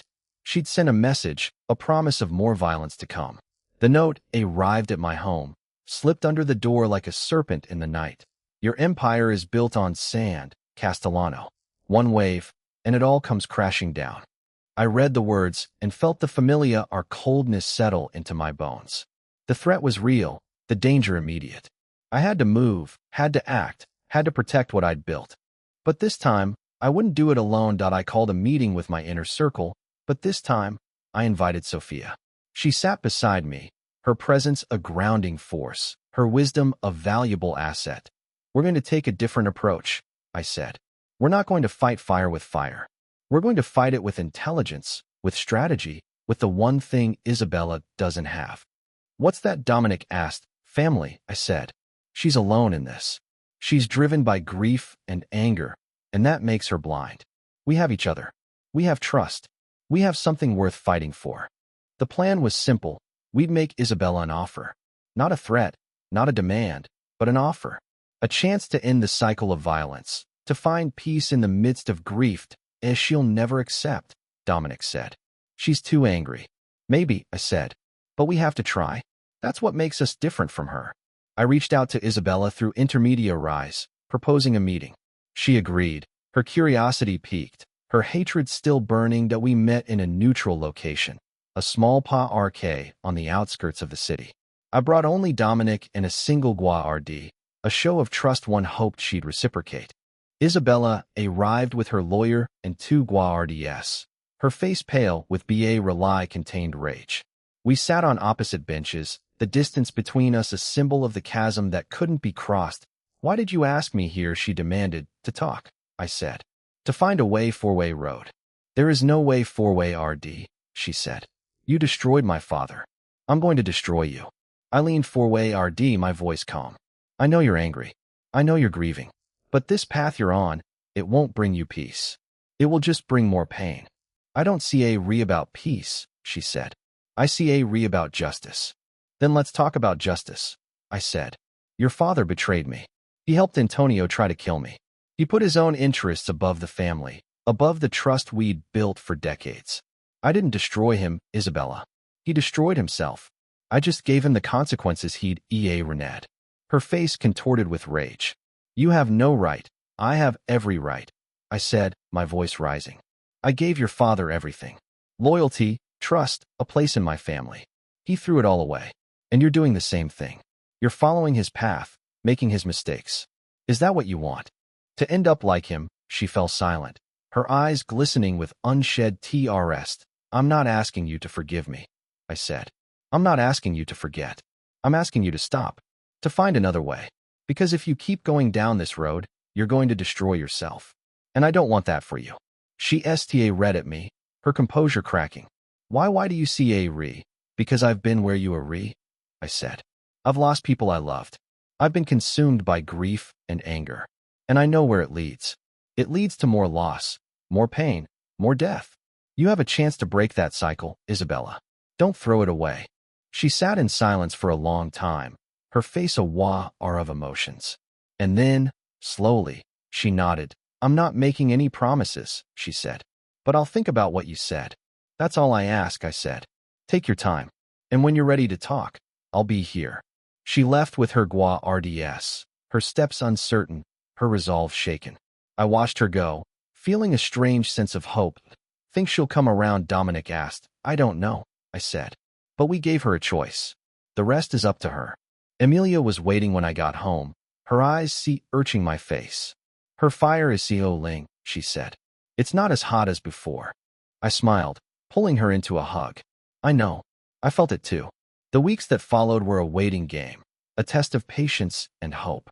Isabella kept her distance, her threats fading into silence. The attack stopped, the tension easing. I didn't know if she'd accepted my offer, but I knew she was thinking about it. And sometimes, that was enough. I think you did something really important today, Sophia said one evening, her hand in mine. You showed her that there's another way. I hope so, I said. I hope I showed her that vengeance isn't the only path. Emilia climbed into my lap, her small voice soft. She's going to be okay, Mr. Castellano. Her fire is almost out. She's just sad now. I held her close, feeling the rmth of her small body. You see everything, don't you? Little one, she nodded, her eyes shining. That's my job.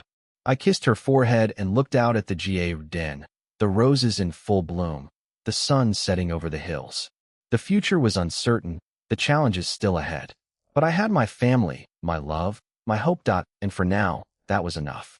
Isabella came back to me on a rainy Tuesday, her face pale and her eyes red from crying. She showed up at my door without an appointment, without her lawyer, without any of the remainder she'd worn during our last meeting. She was just a woman, broken by grief, urging for something she couldn't name. I've been thinking about what you said, she told me, standing in my foyer with rain dripping from her coat. About breaking the cycle, about finding another way. I led her to my study and poured her a glass of wine. She took it with trembling hands, her composure fraying at the edges. I went to see my father's grave, she said. I sat there for hours, trying to feel something. Anger mostly. That's what I'd been holding on to for so long. But all I felt was sad. Just this huge, empty sadness. I sat across from her, giving her the space to talk. Grief does that. It hollows you out. I hated you so much, she continued. I blamed you for everything. For his death, for his humiliation, for the way he suffered at the end. But the truth is, he did it to himself. He made choices. Bad choices. And I've been making the same ones. She looked up at me, her eyes raw. I don't want to be him. I don't want to die alone and bitter, hated by everyone who ever loved me. You don't have to, I said. That's what I've been trying to tell you. She nodded, wiping her eyes. I know. And I think I'm ready to listen. We spent the afternoon talking about her father, about the choices he'd made and the path he'd taken. I told her about Antonio, about the bombs and the betrayal and the forgiveness that had come in the end. I told her about my father, about the years of hiding and the reconciliation that had been too short. The thing I've reneged, I said, is that holding on to anger doesn't hurt the people who wronged you. It only hurts you. It eats you from the inside until there's nothing left. She nodded, her voice small. So what do I do now? You rebuild, I said. You find something worth fighting for. And you let go of the rest. I made her an offer, a place in my organization, a chance to start over. She wouldn't be working under me, not exactly. She'd be working with me, building something new, something better. Are you serious? She asked, her eyes wide. After everything I did, I've done worse, I said. And I got a second chance. You deserve one too. She took the offer, and over the next few months, she became an unexpected ally. Her strategic mind, sharpened by years of bitterness, proved invaluable in the new structure I was building. She saw threats where others saw opportunities, and she knew how to turn enemies into assets. Emilia was the one who truly welcomed her. The child saw past Isabella's grief and anger, saw the woman beneath the Heir. Your tummy is getting better, Emilia told her one afternoon, finding her in the garden. It's still sad sometimes, but it's getting quieter. Isabella looked at her with wonder. How do you do that? How do you see so clearly? Emilia shrugged, that impossible gesture. I just listen. Everything tells you what it needs if you pay attention. Isabella began spending more time at the estate, her presence slowly becoming part of our strange, patchwork family. She helped Sophia with the household, played with Emilia in the garden, and worked alongside me in the empire. I never thought I'd be here, she said one evening, sitting on the balcony with me. I never thought I'd have this. Life surprises you, I said. If you let it. She smiled, the first genuine smile I'd seen from her. You're a strange man, Luca Castellano. You could have killed me. You could have destroyed me. Instead, you gave me a home. You reminded me of myself, I said. Before I found my way, I saw something in you worth saving. She reached over and squeezed my hand. Thank you for not giving up on me. The summer passed in a haze of work and family. My mother's health began to decline, her years finally catching up with her. She moved more slowly, spoke less often, spent more time sleeping. But when she was awake, she was sharp, her wit undimmed, her love for her family as fierce as ever. Luca, she said one afternoon, her voice thin. Come sit with me. I pulled a chair to her bedside, taking her hand. What is it, Mama? I'm tired, she said. So tired. I think it's almost time. I felt the familiar coldness of grief settle into my bones. Not yet. We still have time. She smiled, a ghost of her old self. We always think we have more time. But we don't. That's why we have to make every moment count. I nodded, tears streaming down my face. I know. I've learned that. Good, she said. That's all I ever wanted for you. To learn, to grow, to be happy. I stayed with her until she fell asleep, her hand in mine, her breathing slow and peaceful. I watched her sleep, memorizing the lines of her face, the way she looked when she was at rest. Emilia found me later, her small face sad. She's going to leave soon, Mr. Castellano. She's almost ready. I pulled her into my arms, holding her tight. I know, little one. I know. Don't be too sad, she said. She's going to see your dad again. She's going to be happy. I held her, letting her warmth soothe my aching heart. Thank you for always being here. I'll always be here, she said. That's my job. Katerina died 3 nights later, in her sleep, with a smile on her face. I was holding her hand when she went, her grip loosening as the life faded from her eyes.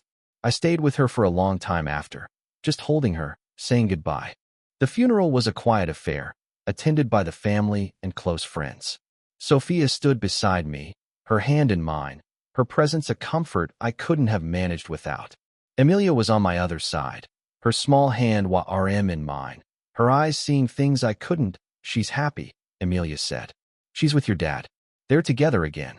I nodded, my voice thick with emotion. I know. I can feel it. Isabella was there too, her face pale with grief. She'd grown close to my mother in the months since she'd joined the family, finding in her the maternal love she'd lost when her father died. She was a remarkable woman, Isabella said. She made everyone feel like they mattered. She did, I said. That was her gift. The days that followed were difficult, the grief heavy and persistent. But I had my family, my work, my purpose. And I had Emilia, whose wisdom and love were a constant reminder that there was still light in the world. Mr. Castellano, she said one morning, finding me in the garden. You've been very sad. But you don't have to be. Your mom is okay. She's happier than she's been in a long time. I looked at her, this child who saw beyond the veil. How do you know? Because I can feel it, she said. She's with your dad. They're holding hands. They're watching us. I pulled her into a hug, holding her tight. Thank you, little one, for always telling me the truth. She hugged me back, her small voice fierce. That's my job, and I'm very good at it. I laughed, the first real laugh I'd managed in days. You agree. You're the best at it. The empire continued to grow, the legitimate businesses thriving, the old ways fading into memory. I spent more time at home, more time with my family. The world was changing, and I was changing with it. Isabella became a fixture in our lives, her presence a constant reminder that redemption was possible. She worked alongside me, her strategic mind a valuable asset. She played with Amelia, her laughter filling the GA den. She became the sister I'd never had. I never thought I'd say this, she said one evening, but I'm glad you didn't kill me. I laughed, pouring her a glass of wine. I'm glad too. You're more useful alive. She smiled, the RMTH reaching her eyes. You're still a terrible person, Luca Castellano. Probably, I said, but I'm trying to be better. Amelia was growing older, her gifts becoming more pronounced. She could sense things from across the city, feel emotions from people she'd never met. Her mother worried about her, the way mothers always worry about children who are too special. But I saw something else in Amelia. I saw a future full of possibility. Mr. Castellano, she said one afternoon, finding me in my study. I want to ask you something. I looked up from my papers. Anything, little one. When I grow up, can I work for you? Can I help you build the new world? I smiled, pulling her onto my lap. You already help me build it.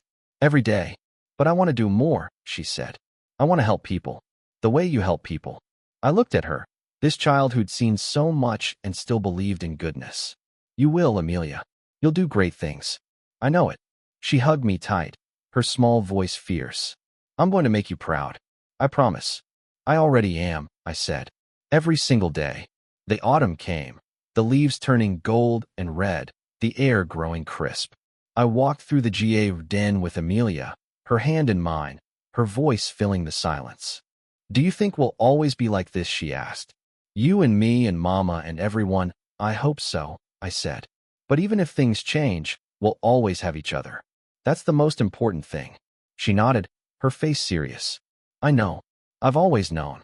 I looked at her, this child who'd saved my life and changed my world.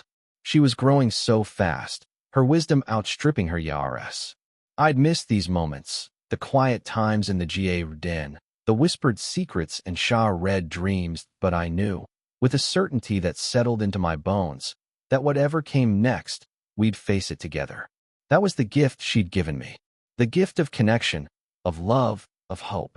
Come on, little one, I said. Let's go inside. Your mother will worry. She laughed, bright and joyful. Mama always worries. That's her job. I smiled, pulling her close.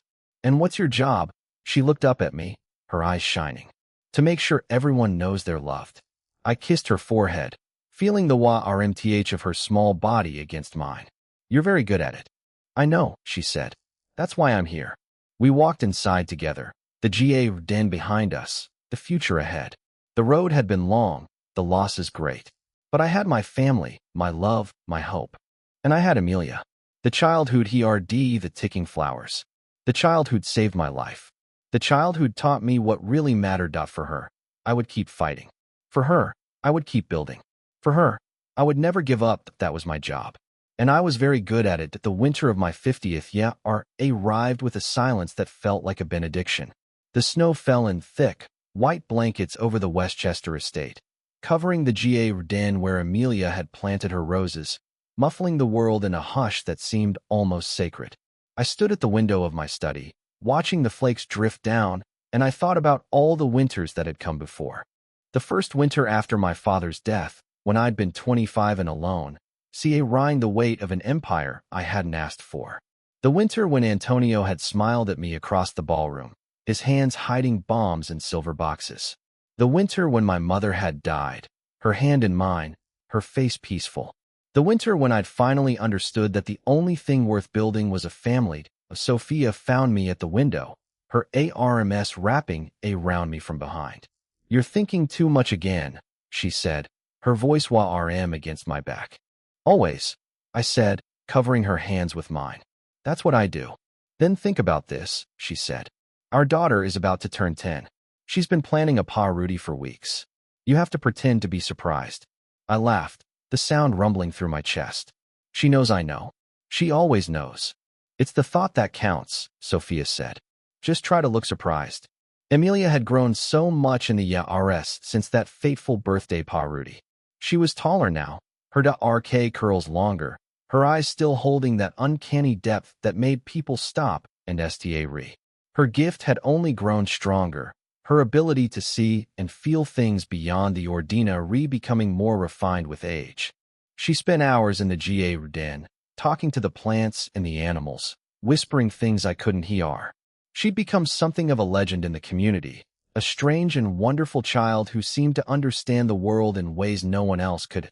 Mama says you're not very good at pretending, Emilia said, a ring in the doorway of the study. So I'm going to make it easy for you. The party is this Saturday. You're going to act surprised when you see the cake. Got it? I turned, a smile spreading across my face. Got it. I'll be the most surprised person you've ever seen. She rolled her eyes, a gesture she'd perfected. That's what you said last year. And you didn't even blink when I brought out the cake. Because I was genuinely surprised by how good it tasted, I said. That counts. She laughed, her joy filling the room. Fine. That counts. The party was a grand affair, held in the ballroom of the estate that had been rebuilt from the ashes of the old one. It was smaller than the ballroom I'd lost, more intimate, filled with the people who mattered most. Sophia's family, my remaining lieutenants, the friends we'd made along the way. Isabella was there, her face bright with genuine happiness. She'd become a pillar of the organization, her strategic mind invaluable, her loyalty absolute. She'd found peace in the RS since her father's death, a new family to replace the one she'd lost. Can you believe she's 10, Isabella said, coming to stand beside me. It feels like just yesterday she was a toddler, tugging on your sleeve. It feels like a lifetime ago, I said. And also like yesterday. She's remarkable, Isabella said. She's going to do great things. I nodded, watching Emilia work the room with an ease that belied her age. She moved from person to person, her laughter bright, her presence warm. She had a way of making everyone feel seen, feel valued. She already has, I said. She changed everything.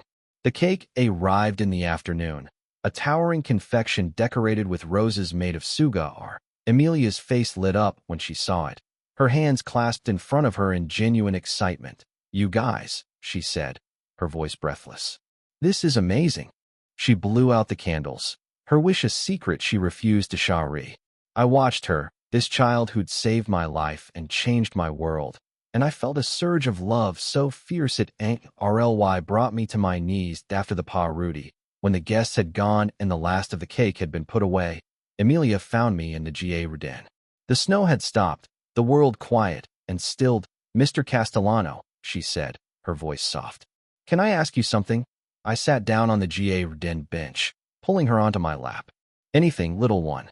Did you ever think about giving up after everything that happened? I considered the question, giving it the weight it deserved. Sometimes, I admitted.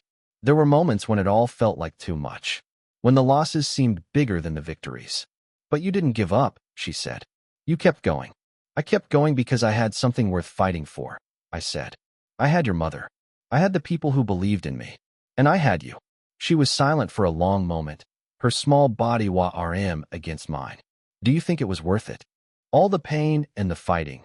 I looked out at the den, the roses sleeping under the snow, the promise of spring waiting beneath the surface. Yes, I said. Every single moment. Because it led me here. To this. To what? To you, I said. To your mother. To a family I never thought I'd have. She hugged me tight, her small voice fierce. I'm glad you didn't give up. I'm glad you kept fighting. I held her, feeling the warmth of her love. Me too, little one. Me too. The next morning, I walked through the estate, taking stock of everything I'd built. The empire was thriving, the legitimate businesses solid, the old violence finally fading into memory. My men were loyal, their families safe, their futures secure. It was everything I'd ever wanted, and I'd found it only after I stopped wanting it. Sophia was in the kitchen, making breakfast. She looked up as I entered, a smile on her face. Good morning, Don Castellano. I kissed her, long and deep. Good morning, my love. She laughed, pushing me away. The eggs are re-burning. Go bother someone else. I found Amelia in the GA den, bundled up against the cold, talking to a robin that had perched on the fence. She turned as I approached, her face bright. He says spring is coming in, RLY this year, she said. The ground is ready.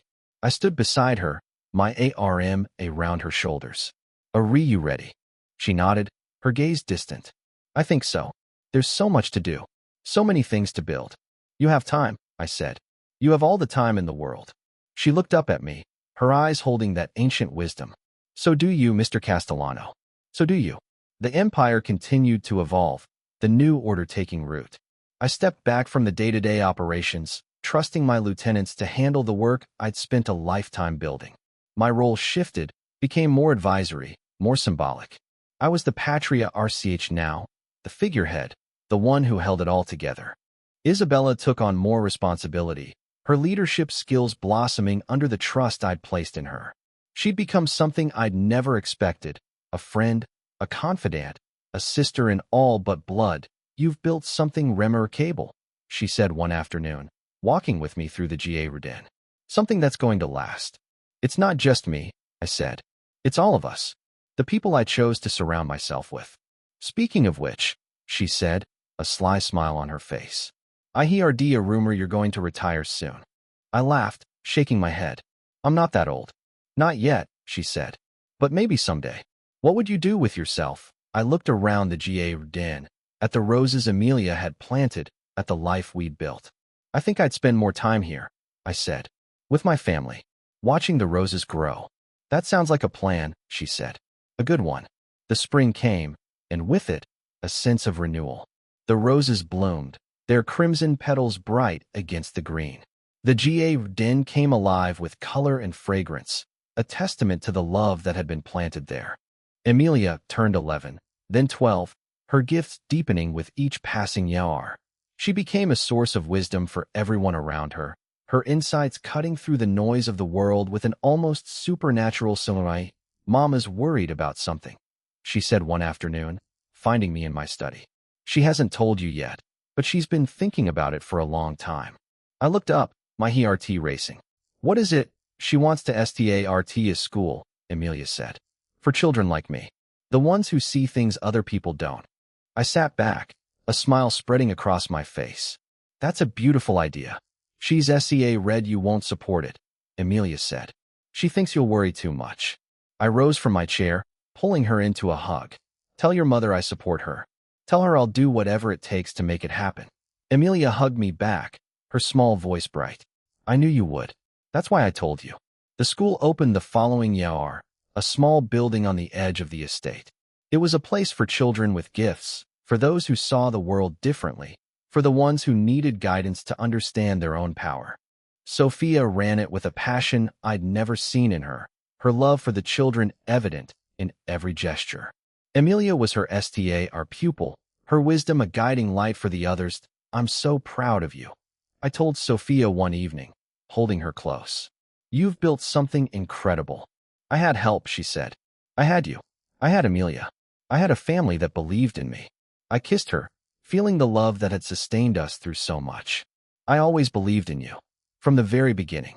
The years passed, the seasons turning in their endless cycle. The empire grew and changed, adapting to a world that was shifting around it. My men aged, their children taking their places. The legacy continued, but it was a different legacy now. One of service, of protection, of love. Amelia grew into a young woman, her gifts more powerful than ever.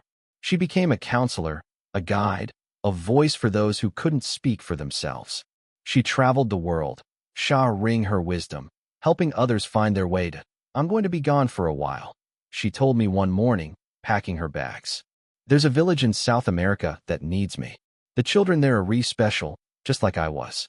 They need someone who understands. I watched her, this child who'd grown into a force of nature. BCA reeful little one. I always am, she said, smiling. And I'll come back. I always do. She hugged me tight, her arms strong and sure. I love you, Mr. Castellano. You're the best thing that ever happened to me. I love you too, I said. You're the best thing that ever happened to me. She left, and the house felt emptier without her.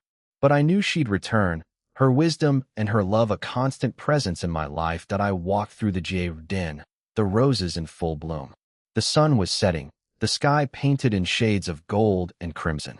I sat on the bench where I'd held her so many years ago, and I thought about everything we'd been through. The bombs, the betrayal, the loss, the grief. And through it all, the love that had sustained us. I heard a sound behind me, the rustle of fabric on gravel. I turned to find Sophia, her face peaceful, her hand reaching out to me. Thinking about her, she asked, sitting beside me. Always, I said. She's our greatest achievement. She's our greatest gift, Sophia corrected. And she'll come back. She always does. I took her hand, feeling the warmth of her skin against mine. I know. I just miss her. So do I, Sophia said. But she's doing what she was born to do. Helping others. Changing the world. We sat in silence, watching the sun dip below the horizon. The jardin was quiet, the roses swaying in the evening breeze. Luca, Sophia said, her voice soft. Do you remember what you told me? All those years ago that the only thing worth building was a family. I nodded, remembering the words, the conviction behind them. I meant it. I still mean it. You did it, she said. You built a family. Not just for us, but for everyone around us. You gave them a home, a purpose, a reason to hope. I looked at her, this woman who'd seen me at my worst and loved me anyway. I couldn't have done it without you. Yes, you could have, she said. But I'm glad you didn't have to. We sat together as the stars emerged, one by one, dotting the darkening sky. The world was quiet, peaceful, full of possibility, and I thought about the journey that had brought me here. The bombs, the betrayal, the grief, the forgiveness, the redemption, the love. It had all led to this moment, this jardin, this woman by my side. A breeze stirred the roses, raying their fragrance through the air. And for a moment, I could have sworn I heard a child's voice, soft and clear, whispering in the wind, Mr. Castellano. I smiled, closing my eyes. I know, little one. I'm here. I'll always be here. The stars shone down on the jardin, on the roses, on the family I'd built from the ashes of my old life. The empire was strong, the legacy secure, the future bright, and I knew, with a certainty that settled into my very bones, that this was what I'd been fighting for all along. This moment, this peace, this love. The ticking flowers were gone. The shadows had lifted. And all that remained was the quiet hum of a life well lived, a family well loved, a world made better by the choices we'd made. I opened my eyes and looked at Sophia, her face illuminated by the light. Thank you, I said, for everything. She smiled, her hand tightening on mine.